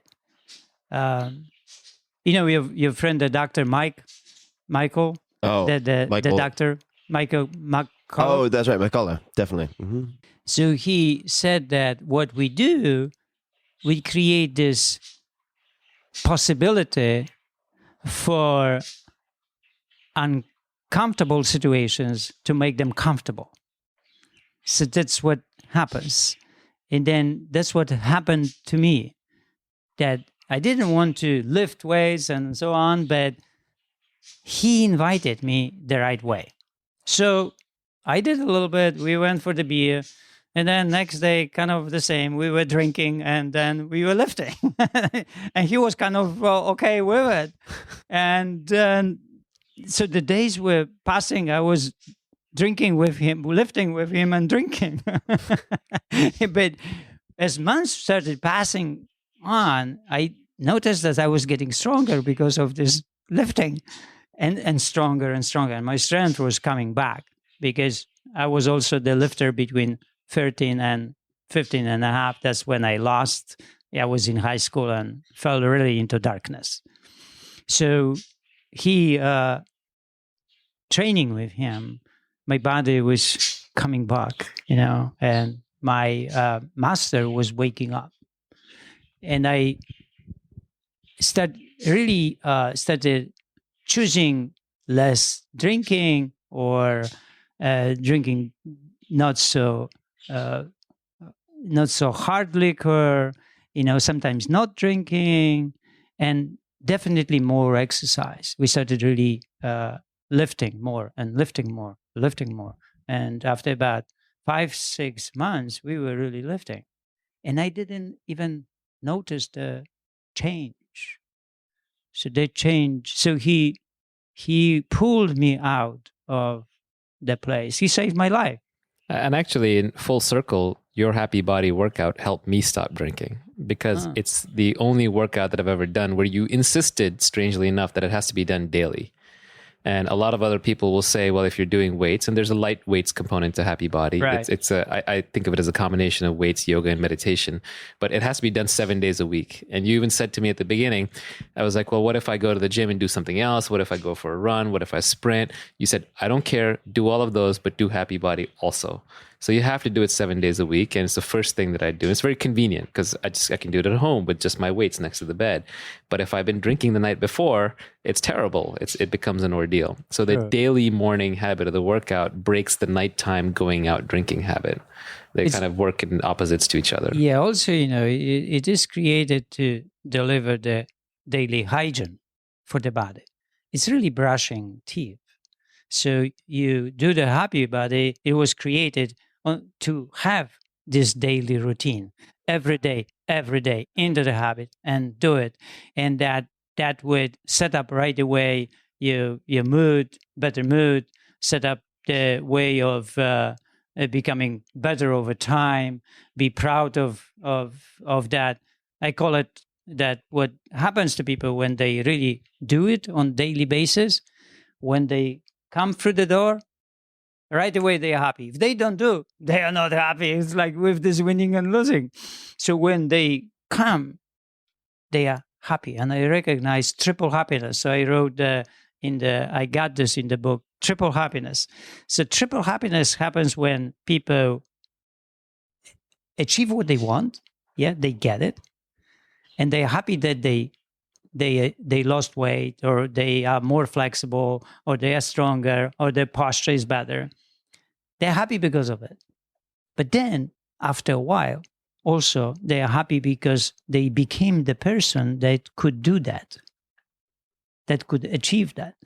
So they became this mind of achiever. And once they do really the Happy Body and they achieve and they become this attractive body. Something is attractive about the Happy Body people because they are not tired, they are not exhausted, they are happy, and there is something about them that attracts others to them. And so that is the third happiness, because you deliver happiness to the outside. Other people are happy when they look at you. And it's something about you that makes them happy. So I call it triple happiness. I like that. You get the goal, you become the new person on the way to getting the goal, and then you project that to others and maybe inspire others, yeah. Right. So question to you, Jerzy, I know this is a bit of a left turn from what we're talking about right now, but what does your daily diet look like? What types of meals do you have? What do they look like? Well, in the morning, I will have either juice or soup. And what type of juice, what type of soup? It's all vegetable. Usually the soup is, we make vegetarian soups, clear vegetarian. What was in it this morning? What did you have? I had the juice. Oh, yeah, the juice. What was in the juice this morning? The juice was beets, carrots, celery, spinach, parsley, and ginger. Got it. So, and just one glass of juice, or? Yeah, one big glass of juice. That was breakfast. Yes. What is your favorite breakfast soup? I love all soups, but potato, when the potato is in the soup, I love it always. It gives, because we make differently soup. We cook, boil in the pressure cooker. That's really fast, and then blend in Vitamix. So it's puree. And the soups that we make is we put into the pot, half of it is carrots, onion, celery, and parsley. And other half is parsley. Got it. And other half, parsley root. Usually. Oh, parsnip. Yeah, the root. and the other half is the flavor of the soup that you want. If you want broccoli soup, broccoli. If you want cauliflower, cauliflower. If you want potatoes, potatoes up there. So that makes really strong tomatoes, tomato soup.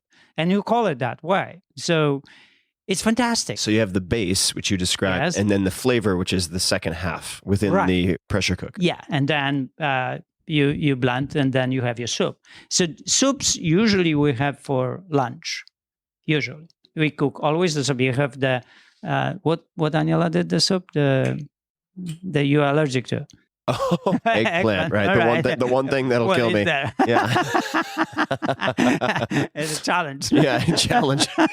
Hope you know how to do an emergency So- tracheotomy. Anyway. So then I have a snack, and the snack usually is either the bar that we make. So bars that we make our own bars. This is in the afternoon. Yeah, around 10. Let's say 7 is, let's say, juice or Oh, or I soup, see. Then you and have a bar you as a have snack. The bar. What are the bars made out of? So the bars are made out of apples, chocolate, prunes, all kind of spices like turmeric, cayenne, cinnamon, ginger. Then added seeds to that, and the seeds can be flax seeds, sunflower seeds, pumpkin seeds, and then everything is mixed to we can add some dates to it to bond everything together. And then I take it out of the food processor and make everything, put it together into this bread looking thing. It looks like a bread, and I cut it into pieces. You can add after all the nuts to it and whip them in, or you can mix them in the food processor before. It's up to, or not to use them at all.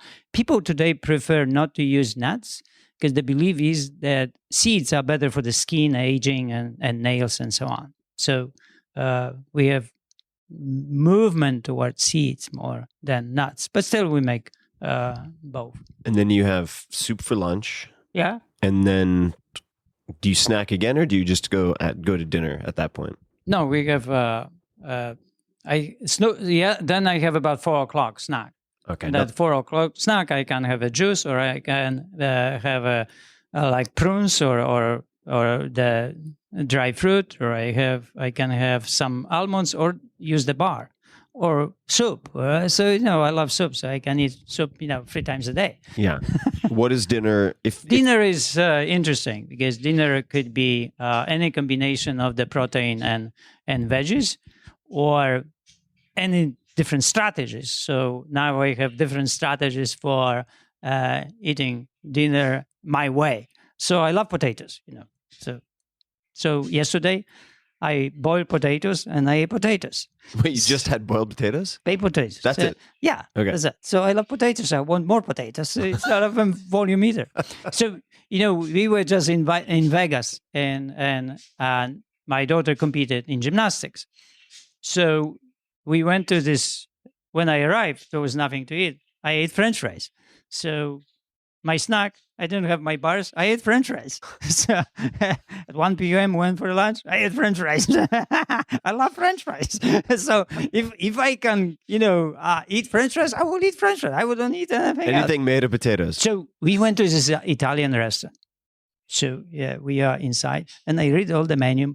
I don't like anything up there. So and there are 2 other couples, and then I go out of the restaurant, I go to the burger, I buy my French fries, bring it back, and I eat over there. $1.65. That must have gone over well with the restaurant. And they say, what is it? And I say, well, I love French fries. And truly, my French fries is the best food on this menu.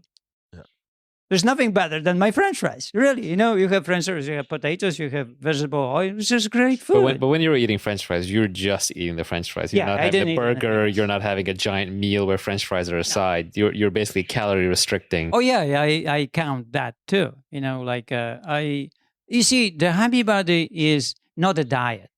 The Happy Body is an approach for people to help them to control calories, volume to achieve the body they want. Bigger body, smaller body, or maintain the body. But it gives this people way of manipulating and food and the volume and the time and so on. So tech people, this new generation people, details people, they thrive on the happy body. Why? Because they love the numbers, they love the quantifying, self-quantifying, all this. So they love this. And the happy body is all numbers through, yeah? So they really get it right away to the diet, they get to the exercise, they get to the detail of all exercise and the breathing and so on. They love this stuff.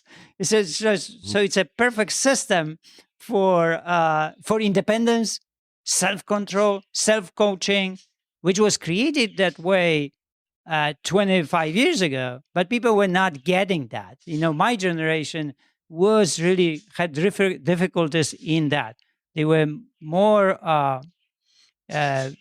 foodie, more toward having fun, but no control. This generation is different. This generation has some kind of emotional intelligence, is willing to compromise, is willing to and having fun with actually all this quantifying. I'd love to ask you more about that, especially with the meal replacement stuff like Soylent. But before we get to that, I did want to hear your dinner. Yeah. What are you having for dinner tonight?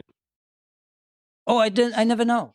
So, but like, what's an average dinner? What is a protein source? I love, let's say, size cauliflowers. Like if I eat the one thing, it will be either potatoes, cauliflowers, broccoli. I will steam and put the salt on it. Eat big, bowl of that, and that's my dinner. So sometimes we make steaks because Natalie eats steaks or fish, so I can eat a little bit of that. So you eat very little animal protein. Very little. Like I am like my experience, the different story with my situation and prostate. So which your family has a history of 7 years. prostate. Yeah, 7 years ago, we went to Poland to find out because my grandfather was coming from Belarus, and so we went there and nobody could find any trace what happened to the family when my grandfather came to Poland. So we went to engage others to go to Belarus and find the roots and who we were really, yeah, and because there is no trace. So we were there. We were at the cemetery, and my mother had 5 brothers, and I'm standing there, and then this family person is telling me that these are here you can see here there are 5, your mother's 5 brothers are there, and they all died at 55 and around that, and they died because of the same thing. I said, what was it? Prostate cancer. Oh, I was 55 looking at these graves. I said, well, that's not good news. So when I came home, boom, I went to my doctor. I said, we need to check, prostate and so on. So she checked and said, well, it's big and it has nodules and so on. So I said, oh, not good. So she said, let's do PSA. Came 9.5. Holy moly. This is a blood marker for prostate inflammation. So I said, not good. So this is what I will talk later on about, organs health and physical health. Yeah. So they are 2 different things. So I said at that point, so she sent me to the urologist, and he said, we have to do biopsy. I said, no. We slow down now. we need to slow down. Because I read also, you can trust people or not, but some people said that if you make a puncture, blood can travel and actually if it is cancer there, it can spread it. So I said, oh, that's not a good idea. So I went to my doctor. I said, okay, give me half a year. Because he said, well, if it's the problem, it grows slowly and so on. Give me half a year and we'll come back. So, okay. So I started really researching and finding my best way of approaching how to deal from the food point of view. And then at the same time, I sent 23andMe. So find out what my DNA and things and so on. So it comes and 33% chances prostate cancer, first killer. So, oh, that's serious stuff. So, do you want to know really what would kill you? Like people say, do I need to know what can kill me, right? And some people don't want to know. I want to know because I'm going to do something about that. So, if I die, then I have to know before that I did everything so I wouldn't. But I don't want to be dying and thinking, oh, if I did that and that and that. I don't want to be that person. So I explored everything possible, started my diet. So no animal protein and strictly vegetarian, and also no grains, just no grains at all, only vegetables, fruit, and some seeds, nuts, and making the bars. And after half a year, PSA 5. Another half a year, 1. Another half a year, 0.1. And it is like this every year. So my doctor checked the prostate, smooth, nice, beautiful, young. I went back to urologist. He said, wow, is it the same prostate? I said, yeah, it's the same one. There's nothing to do. It's young, it's smooth, no nodules, nothing. All right. So I don't know. It's our daughter.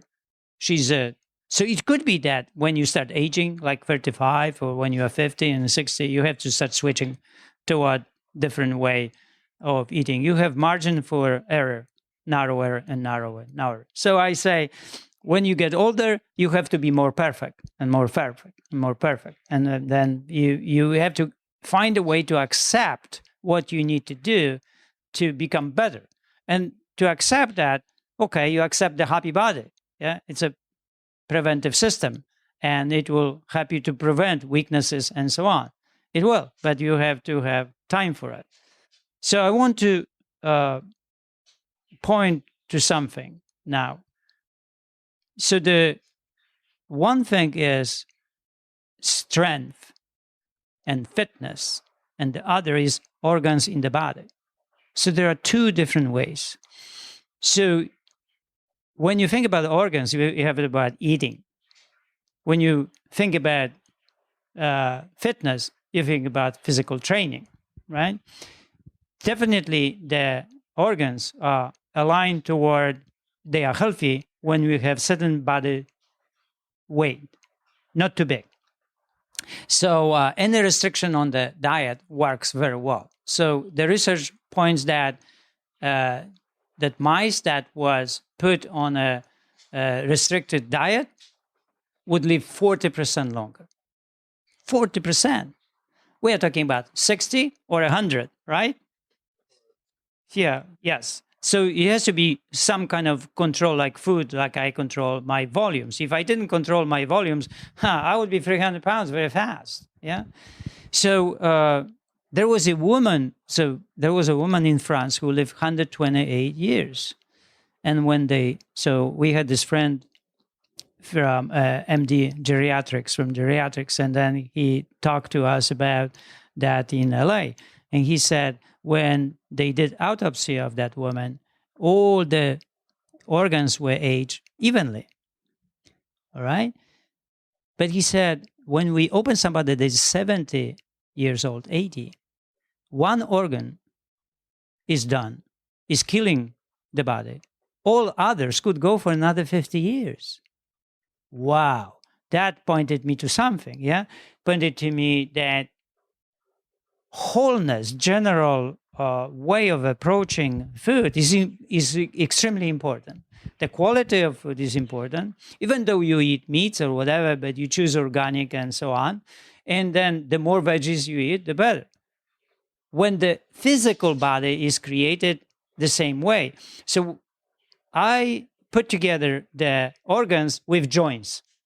So when you think about joints of the body, they are like organs. When your elbow is not good, you cannot do anything almost with the body. Yeah. Right? It limits you completely.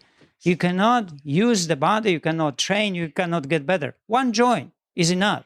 And it ruins your training system, it ruins your progress, it ruins your getting better.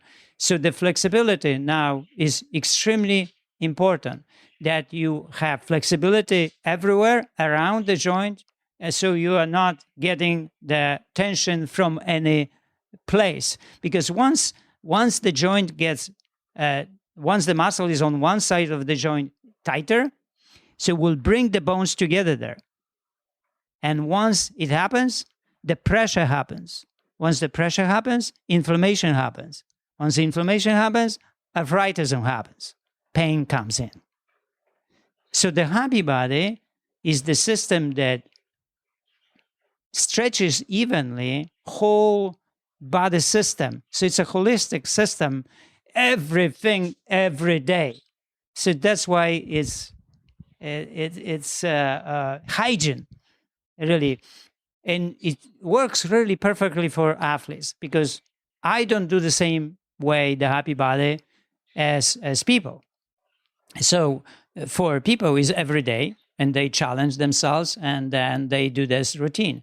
But athletes use the happy body as massage. So I do 1 or 2 rounds, and I'm searching for any tension. So for me, I use like half of the weight that I could. So I work on 50%, maybe 40%. So instead of 40 pounds dumbbells, I will use 15 or 20, which is very light for me. But I will have to reach all the capabilities of my body. And sometimes I'm sore somewhere, I'm in pain somewhere, I'm tight somewhere. And the happy body helps me to release it every time. And so I coach the same way every athlete to do the same thing. Golfers, I said, you play golf, you go to your room and you do 1 round. Once you do 1 round, always you will know your body and you know where it gets tighter. And then you will gently work with that tightness to release that tightness. Yeah, you identify your weaknesses as a diagnostic tool with the happy body very quickly.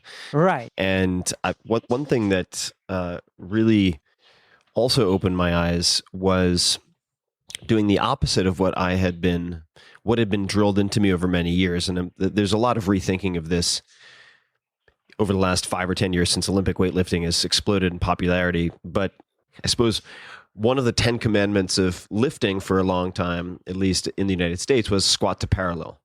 Don't go lower, keep your shin vertical. And I had some knee problems. I had a lot of leg tightness, a lot of hamstring issues.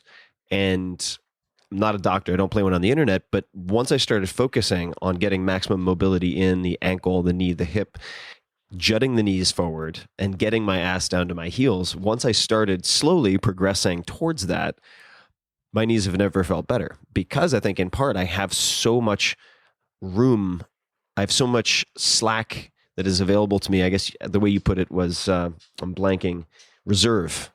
I have so much more reserve now than I did before. To imagine the angle that we become, you can look at runners, and they will be all kind of different angles and tightnesses. So when you look at sprinters, the gait is the longest. So they are the most flexible, right? When you look at 400 meter, less flexible. And then 1 mile, less flexible. Marathon runners would be the least flexible.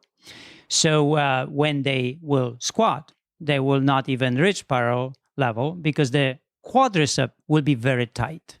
all right? The quadricep. So if you want to really squat down and be really down and sit like, I will sit. So Jerzy's sitting. You're just, sitting, all right? Just to describe here. So Jerzy's in socks, perfect, just ass to the ankles, body upright, no discomfort whatsoever. So I'm sitting and I can read the book here, right? So I'm sitting that way. But imagine that my quadricep is tight. Yeah, that's the Chinese people. They sit for thousands of years that way. Yeah, and they don't have a problem with knees at all. In Japan, they call that unkozuari, which is the shit squat. Also, this is the place where we were like 7 months old or 8, and we were that way. Every one of us. Yeah. Right. So there's no limitations of hips believing that we are limited and so on. Nobody had. We all were that better in squatting than on standing. So when we stood up, it was just, it was too hard. Yeah, when we were about 9 months old, we went back to squatting. It was better to squat and to be there than actually stand. So think about, we were better in squatting than standing. For everybody that way. So we can be back, but come back to the knee. So when I sit like that and my quadricep is flexible, then you have patella here, right? And then you have another ligament here attaching to the bone on both the patella and it's touching right below his kneecap. Yeah. So if the quadricep is tight, then presses the patella down. And that is inviting for the meniscus problem. Yeah. So if the quadricep really is flexible, it never happens. See, I'm 62 years old, weightlifting for almost 50 years, never have knee problems. All right? But when I tell people, they don't want to do what I do. They want to do their stuff, and they debate with me that it should be parallel and this. Are you crazy? So show me some kind of greatness, and then I will follow it. But if you're talking bananas, then there's nothing for me to follow because half squat is not good enough. Yeah, this is simply, it's funny, but it's well, and also I should just point out that you're talking about athletes and everyday people, and those people listening might imagine, okay, everyday people, they're using super light weights, they're doing this, that, and the other thing. But I've seen videos of another patient of yours, or I shouldn't say, well, in a way, they're your patients, your students. Yeah. You showed me a video of a gentleman. I think he came to you. He was a war veteran who had a body brace on because he had so much back pain. I think he had some type of spinal issue that he couldn't move at all. And you showed me a video of him doing an elevated stiff-legged deadlift. So he's standing on a platform with 315 pounds for, I think, 6 repetitions or something. And he's in his 50s or 60s. No, he's in 70s. 70s. It's fucking insane. But that's the coaching, right?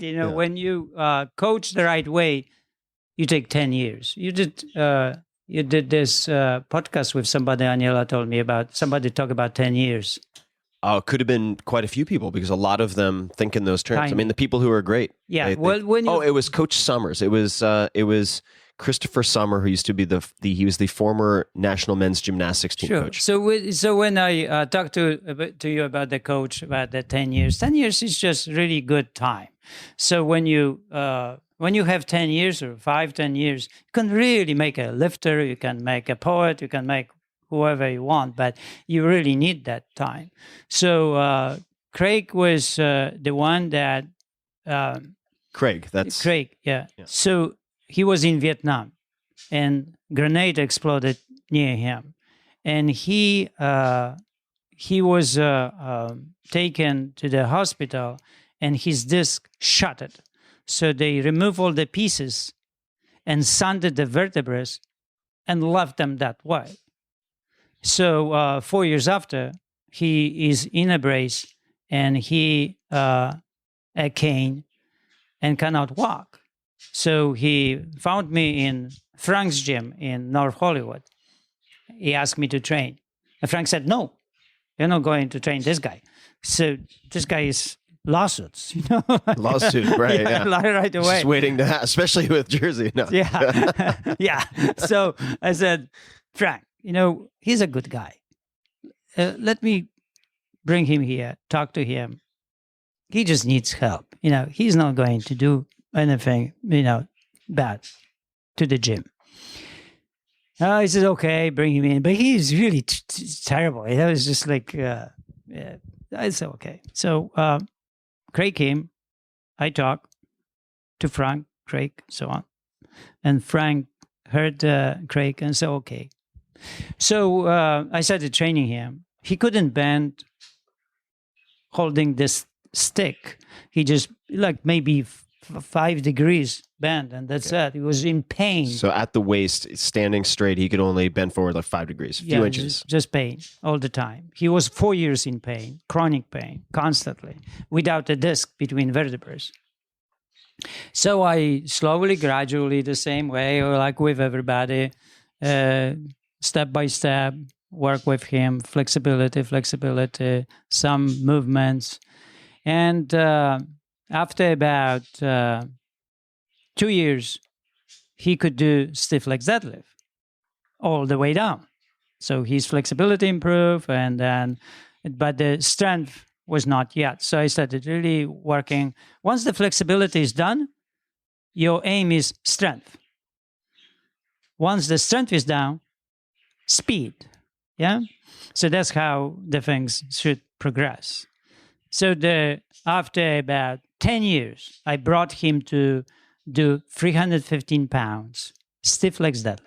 I showed you the video. Yeah. Yeah, and just so people understand, this is a really low stiff leg deadlift. This is not to the thighs, touching the feet. Yeah, that's how low touching with the bar to the feet. Yeah, with the bar. 315 pounds. This is the guy, he was injured. His life completely changed.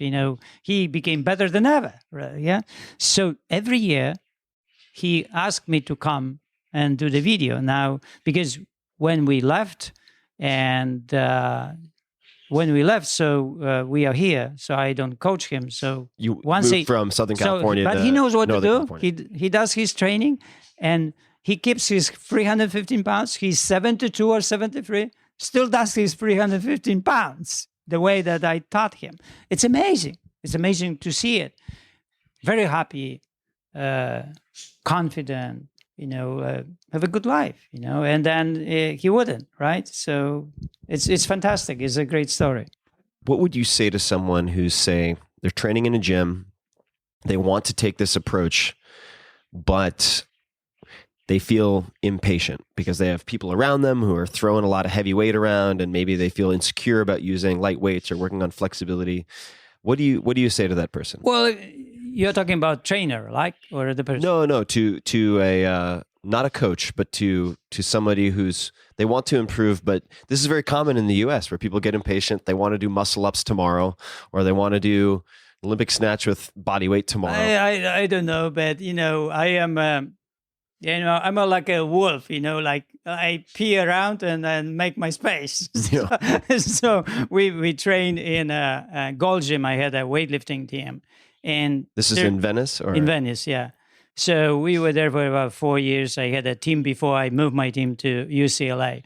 And so people were like you said. So I started throwing weights on the ground, like boom, boom, boom. So it would be kind of dangerous for others to come in. Yeah. So it created my space. I said, why are you throwing weights? So well, it's just preventive, so, yeah. So form a perimeter people don't of come in, right? Yeah. But you have to learn to stand your way. You have to become like a vegetarian, that you don't eat other food and nobody is going to change you.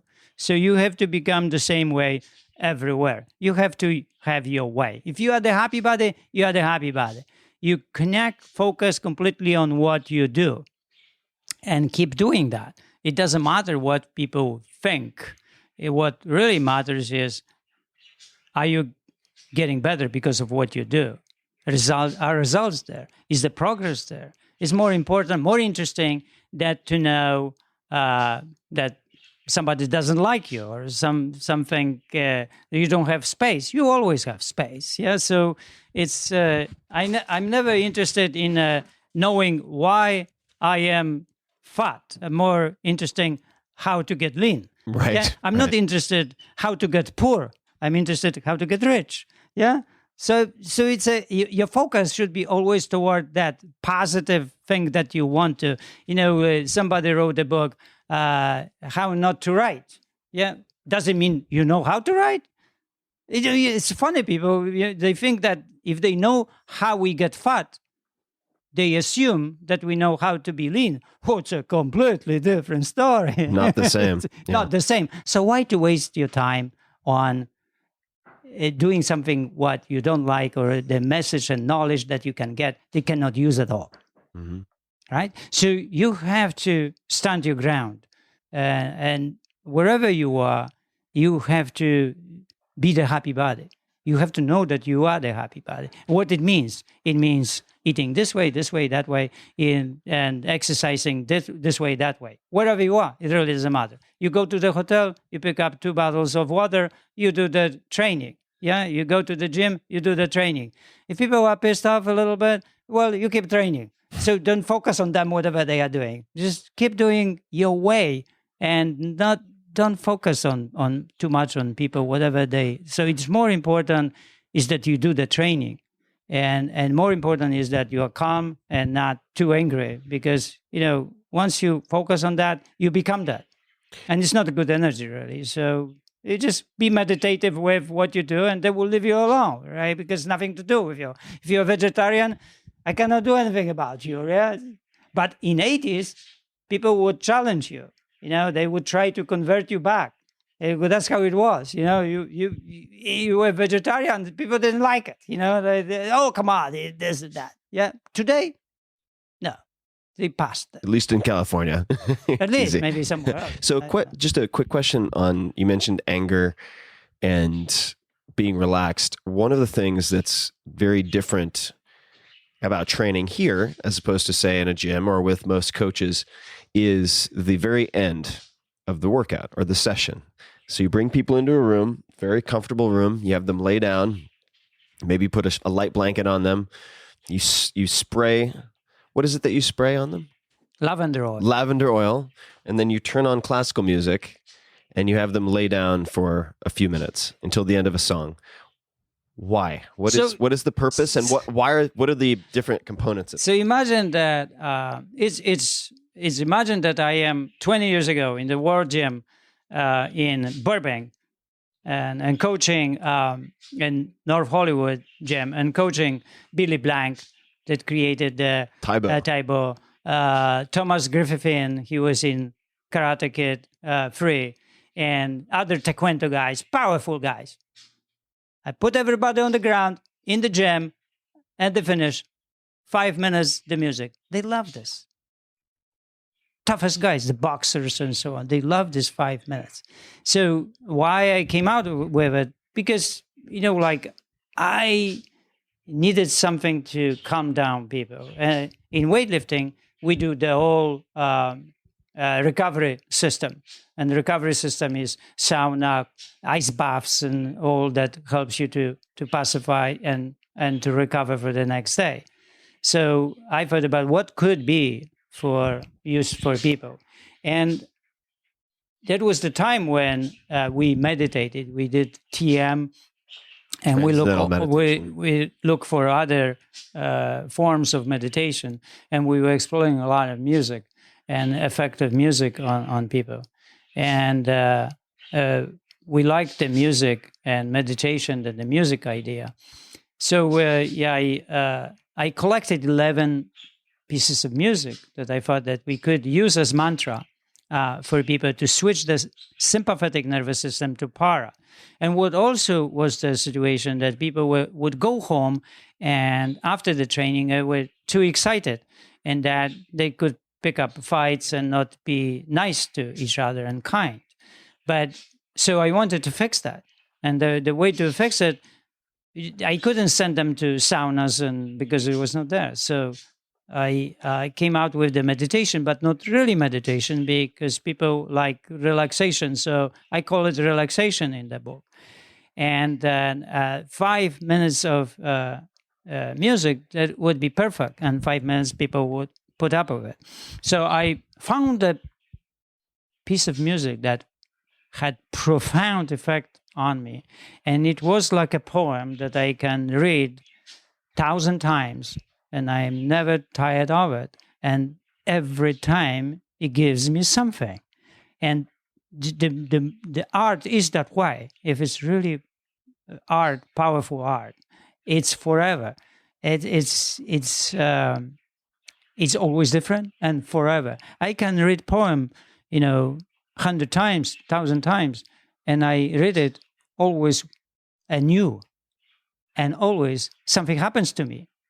So with that piece of music was. What is the piece of music? It's a Thais meditation by Budapest Orchestra. So what meditation? Thais meditation. Thais like Thais. Okay. Thais meditation. And so it's a mecenate. It's a really composer, I think from 1800s. And he created that piece of music at that time. So it's not like it's something new. I never liked New Age music because it would make me numb and I didn't feel anything. And it's like nothing was happening. One time I tried to use my own music for the meditation and Jerzy said, no, you use happy body music.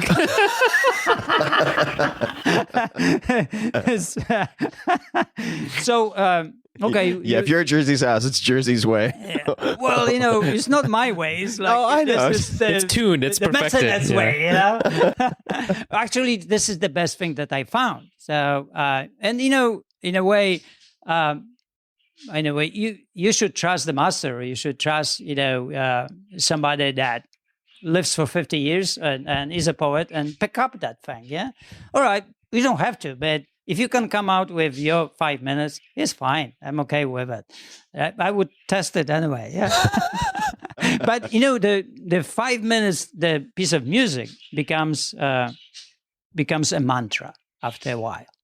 So this 5 minutes at the beginning, you can open your eyes, you are irritated and so on. But after a month or two, you get calmer and you relax faster. And so that switch from sympathetic nervous system to para is quicker. You calm down. And after 2 years, you hear this music and you already calm down. It's like mantra. I don't even have to say my mantra. If I sit, I close my eyes, I'm almost there. It just happens. But at the beginning was that I had to repeat my mantra 200 times to get, even half a second gap of silence in my brain, right? So now I don't have to unless I do it. So this 5 minutes works the same way. So so after a while, it becomes more and more powerful. It calms you down and it's used for that purpose. So you build that association. And if you have something important in life, you listen to it just before. And you do it, yeah? So it calms you down. You have exam or something, then you listen to that and you go to the exam. So you relax to the point that your memory is open because that's what happens. You need to open your memory. But you open your memory in the best way when you are calmed down. If you have any kind of anxiety, your test is not going to be good, right? So, and the other thing is that your recovery process is kicking in. It means the digesting system is returning and you start recovering the body after training. So after a story about this, funny story is our happy body people are going to get married. And we go there and they chose to play this music when they walk out and they just before they, and then the music is played, and there are other like 20 people with a happy body, and everybody is looking around because they know the music and they are so happy. You know, everything is just this happiness the music brings in, but also depth of that music and the meaning of that music is outstanding. I don't know how they feel about this. I like it. I think there's also a Pavlovian response where if you just start associating with relaxation, then you just have to hear a little bit and you're relaxed. It's just like you're talking about with the mantra as well.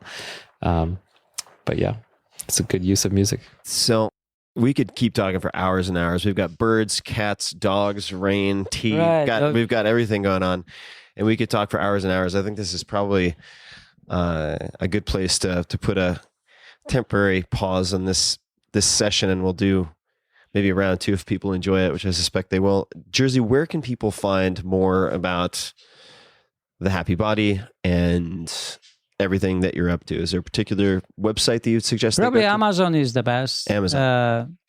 The books are there, all the books on Amazon, also on iTunes, but Amazon uses now really great ebook system that is fixed layout. Right. And our book is fantastic for it. And it was not like that, 7 years ago when you needed really conversion and problems and so on. Now they have their own app that outline the whole thing, fixed layout, and you have on Kindle, and it's there. It's amazing, and it's beautiful. Wow, I said, holy moly, that looks cool. So you would recommend starting with the Happy Body book? Yes. There's a hardcover. Well, okay, a little bit about the book. The book, the main book is the plan, is the goals, and is the plan, and it's intelligence, and it has everything with strategies and intelligence built in. Okay, that's engineering, right? So then people need emotional intelligence. They need something that would help them on the road. They need something to build transitions from the one that runs marathon to the Happy Body or to sprinting. And we need those transitions built up, and it's not going to be easy. It's not going to difficult choices again. So if I am in front of two potatoes and one, and I know that one is enough for me, and two is too much, that I have respond to that. I either have respond of the fatalist that says, oh, come on, one potato is starving. Eat two potatoes, yeah? But Master says, well, but we calculated. One is enough, and you will be happy after because you will not get fat. Oh, come on, fat. You live only once, yeah? So why not two? Maybe three is good. Would be better. So you have constant these situations. And then a day you can maybe have 100 different possibilities to make a choice. And you can make as a fatalist or the master. All the master books are written to trick the fatalist, really. So when you come to the middle level, when you have 50% fatalist and 50% master, the dialogues in the book end up with the master tricking the fatalist. And that makes the 51% master and 49% fatalist. It means you will choose one potato, right? It will be difficult. It will be tough. We know it's tough. It's tough to become better in, doesn't matter what is that. It's always difficult. That's why it's easy life, because when you do, the life becomes easy because of it. So there are, in every book, there are 12 different dialogues that prepare you to different situations. The book doesn't end up on that. It also gets you to writing your own dialogues, writing your own ways. How would you write about, potatoes and choices with 75% fatalist and 25% master? and then 50-50 and so on. So you explore your own mind, your own attitude, your own way of thinking, and it helps you eventually to lean toward being a master. Once you are there, then you achieve anything what you really want. You can achieve the happy body, really, because you will be okay with eating on time, but let's say at 3:00. But if you're not okay, fatalists say, I'm not a monkey, I'm not going to eat at 3 or 2 and 1. What is it about that? I am free man. I want to eat whenever I want. That's the fatalist, right? So the master said, whoa, we have a plan here. What plan? I don't want any plan. Right, of course. So Plato gave us fantastic image. He said, if the chariot is the body, and the horses are our emotions, and the rider is our mind. So if the horses are dragging the rider against his will, danger is coming. It's fantastic. It tells you everything about, whatever you want to achieve, that paying attention to our emotion, working with them is important, because horses are great. They are just wild and they want their own way, right? Like my eating 10 apples or 20 apples. So I have great horses, but also I need that mind would control my horses. If I do that I go really great, yeah, because great horses. So don't punish the horses, yeah. Don't really do something to these horses or calm them down in a way that you would give them drugs. No, use the horses, but turn them where you want to go. Direct. And then when you do that, you can achieve a lot because they are great horses. So you have other book of poetry. You have this three, and then there is one that we've written with Natalie, with Aniela recently. I got this. This is the book that is a collection of stories, because stories are important. There's so many people here, and they say, you have this way of telling the right words to the right person in the right time, over and over. What is it? And I say nobody can say what is it, and nobody can use it. There is no method for that. So where is it? And it's in the story. Somehow the story works that way, and the ambience where you are in the story is working. So it's opening a possibility to agree in the story with somebody who is tricking the fatalist, yeah, and becoming the master. So it's a collection of the stories, but the stories are connected to the happy body, and collections of lectures. I have lectures that like Triple Happiness is one of the lectures, yeah, inside. And then there is 12 poems from this book. The whole reading is designed, the purpose is for people to read over and over. Because, we live around people that they are not masters, the opposite of it, and we have sometimes masters around.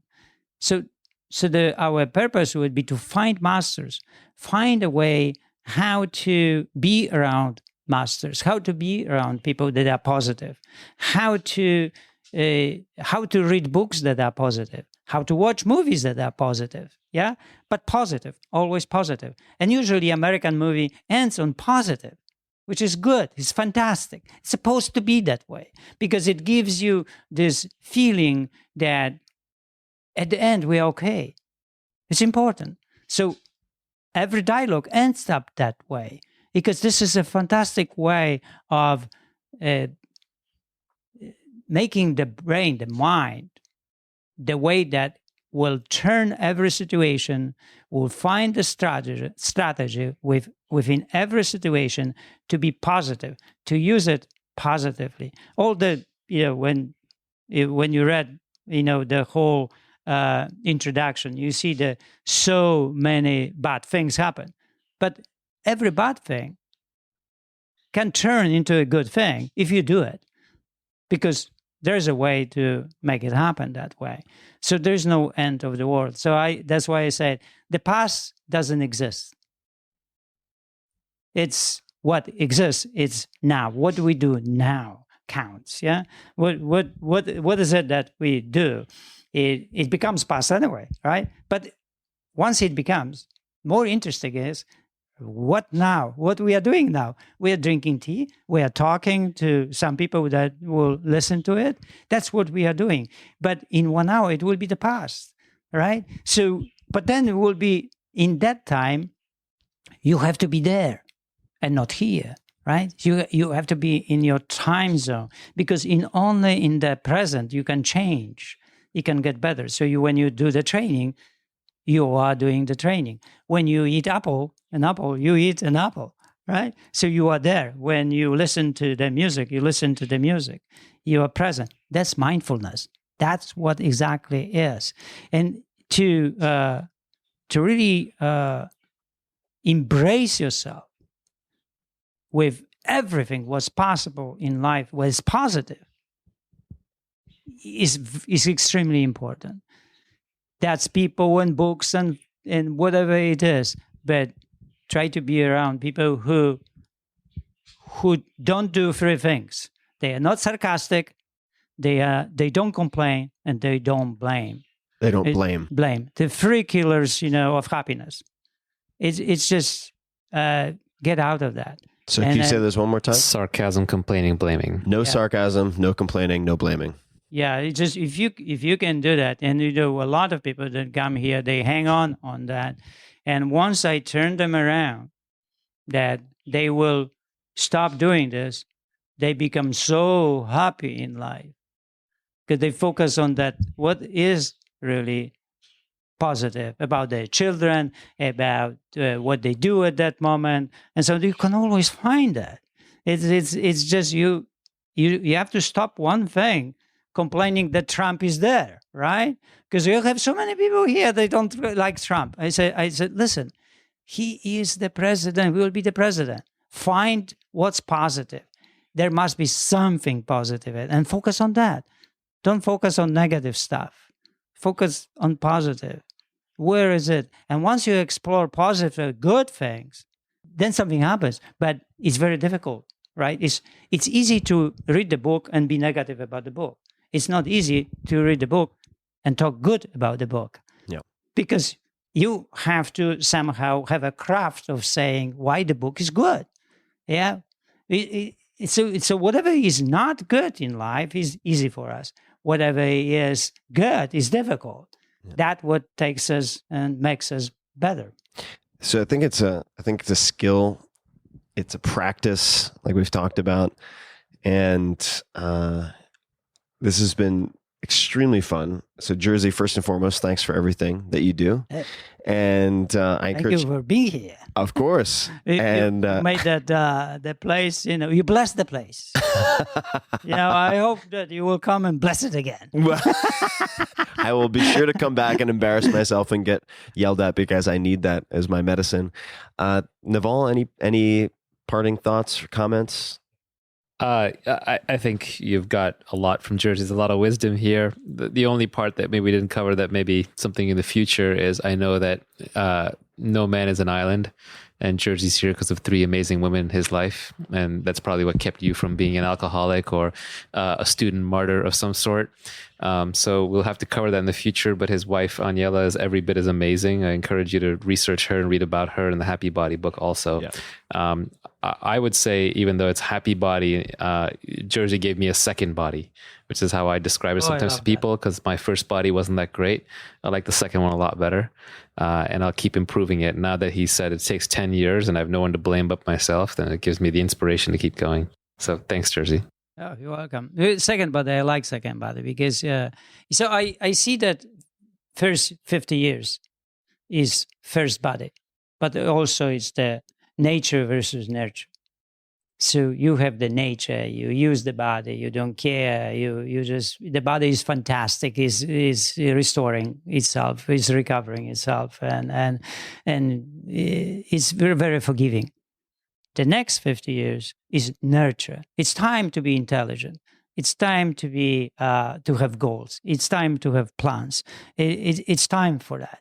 So if we start nurturing the body, we can easily go for another 50, right? And that's our second body. And then there is this gracefulness on the road that we really need to learn. And once you get that gracefulness, then you can your journey can be pleasant, your journey can be progressive, and your journey can be joyful. And and you don't have to wait until you become the happy body. Like you go to a college and you complain all the time because you cannot have parties, you have to study, and it will be 8 years before you MD, and then you will be happy. Well, you will not be happy. So because once you become MD, you will happy for a while, and then something else comes in, and then so it's very important that you are happy in that moment. Present moment. My biggest success is always like when I have a good time, when I don't have a hangover after people. I used to have hangovers after people 20 years ago or 30, but I don't have a spiritual hangover after you spent time with them. Yeah, like hangover. You don't know what happens to you, but when you talk to people, you don't have a good time, right? So I don't have these things anymore. I have a mindful connection to people and dinners with people that they are really good people too. So to have a dinner with friends and not to have hangover and have a good time, I think this is the biggest success you can have in your life. Because you can be rich and no friends, right? Or no true friends and no present moment.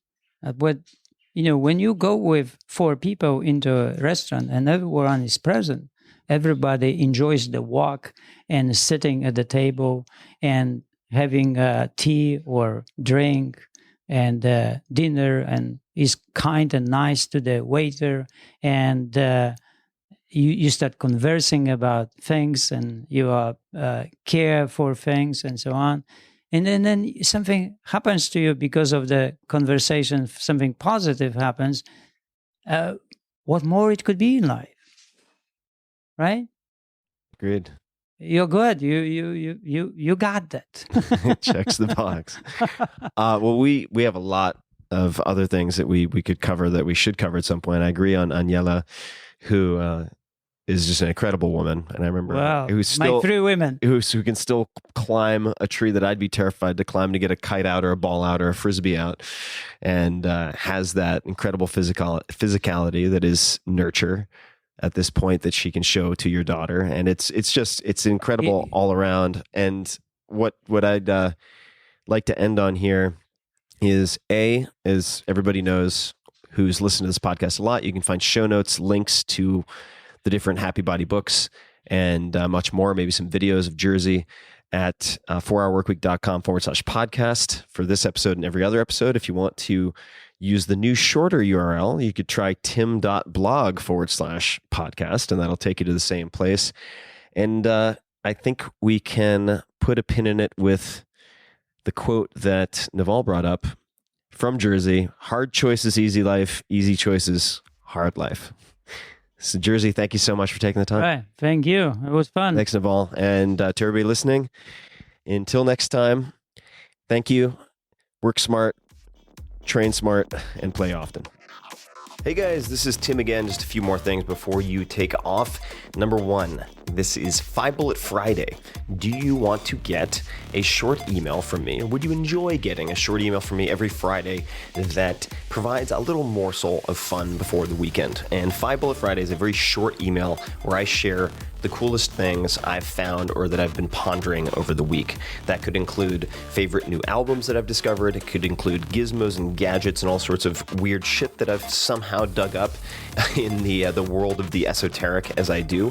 It could include favorite articles that I've read and that I've shared with my close friends, for instance.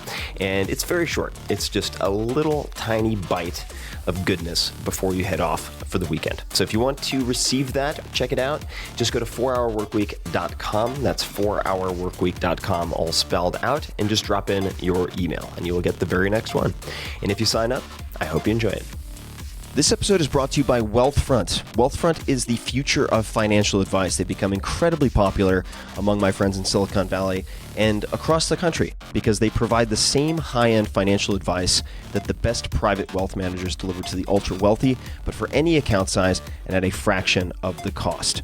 For instance, they monitor your portfolio every day across more than a dozen asset classes to look for opportunities to rebalance or harvest tax losses. Now, would you do the same? Are you doing the same? Probably not. And the power is in the software. Wealthfront now manages more than $4 billion in assets, which is up from around $2.5 billion when they started advertising on this podcast. They're growing incredibly quickly. Unlike old-fashioned private wealth managers, Wealthfront is powered by innovative technology, making it the most tax-efficient, low-cost, hassle-free way to invest. They don't have bloated sales teams or retail locations, so they can deliver all of this sophisticated financial advice and these services at a fraction of the cost of a traditional financial advisor. So at the very least, go to wealthfront.com/Tim and take their free risk assessment survey. It only takes a couple of minutes, and Wealthfront will recommend a personalized portfolio of investments. In other words, they'll tell you exactly where they would put your money. So even if you don't use their service, you have a huge leg up, and you have additional information for making good decisions. They use investment theory to automate good financial behavior and decisions that people typically don't make, but should. So go to wealthfront.com/Tim to get your first 15K managed for free, or just to get more details. Check it out, wealthfront.com/Tim. This episode is brought to you by Audible, which I've used for many, many years. I absolutely love audiobooks, and they are one of my favorite ways to pass the time when I travel. I'm on the road all the time, and Audible allows me to consume many more books than I possibly could otherwise. I have 2 audiobooks to recommend right off the bat. The first is perhaps my favorite audiobook of all time, and it's the only audiobook I've wanted to listen to twice in a row. The Graveyard Book by Neil Gaiman. It's amazing, and you will thank me. There are a few different versions. I like the version that Neil narrates himself. One of the most soothing voices of all time. The second book is Vagabonding by Rolf Potts, Potts, which had a huge impact on my life and formed the basis for a lot of what would later become the 4-Hour Workweek. So go to audible.com/Tim and you can choose one of these 2 books or any of many, many other options. That could be books, magazines, and much more. As a listener of The Tim Ferriss Show, you can also access a free 30-day trial. Just go to audible.com/Tim. You can't make more time, but you can make the most of it. So turn your travel or your commute into something more with a free trial at Audible. Go to audible.com/Tim to start now and get your free 30-day trial.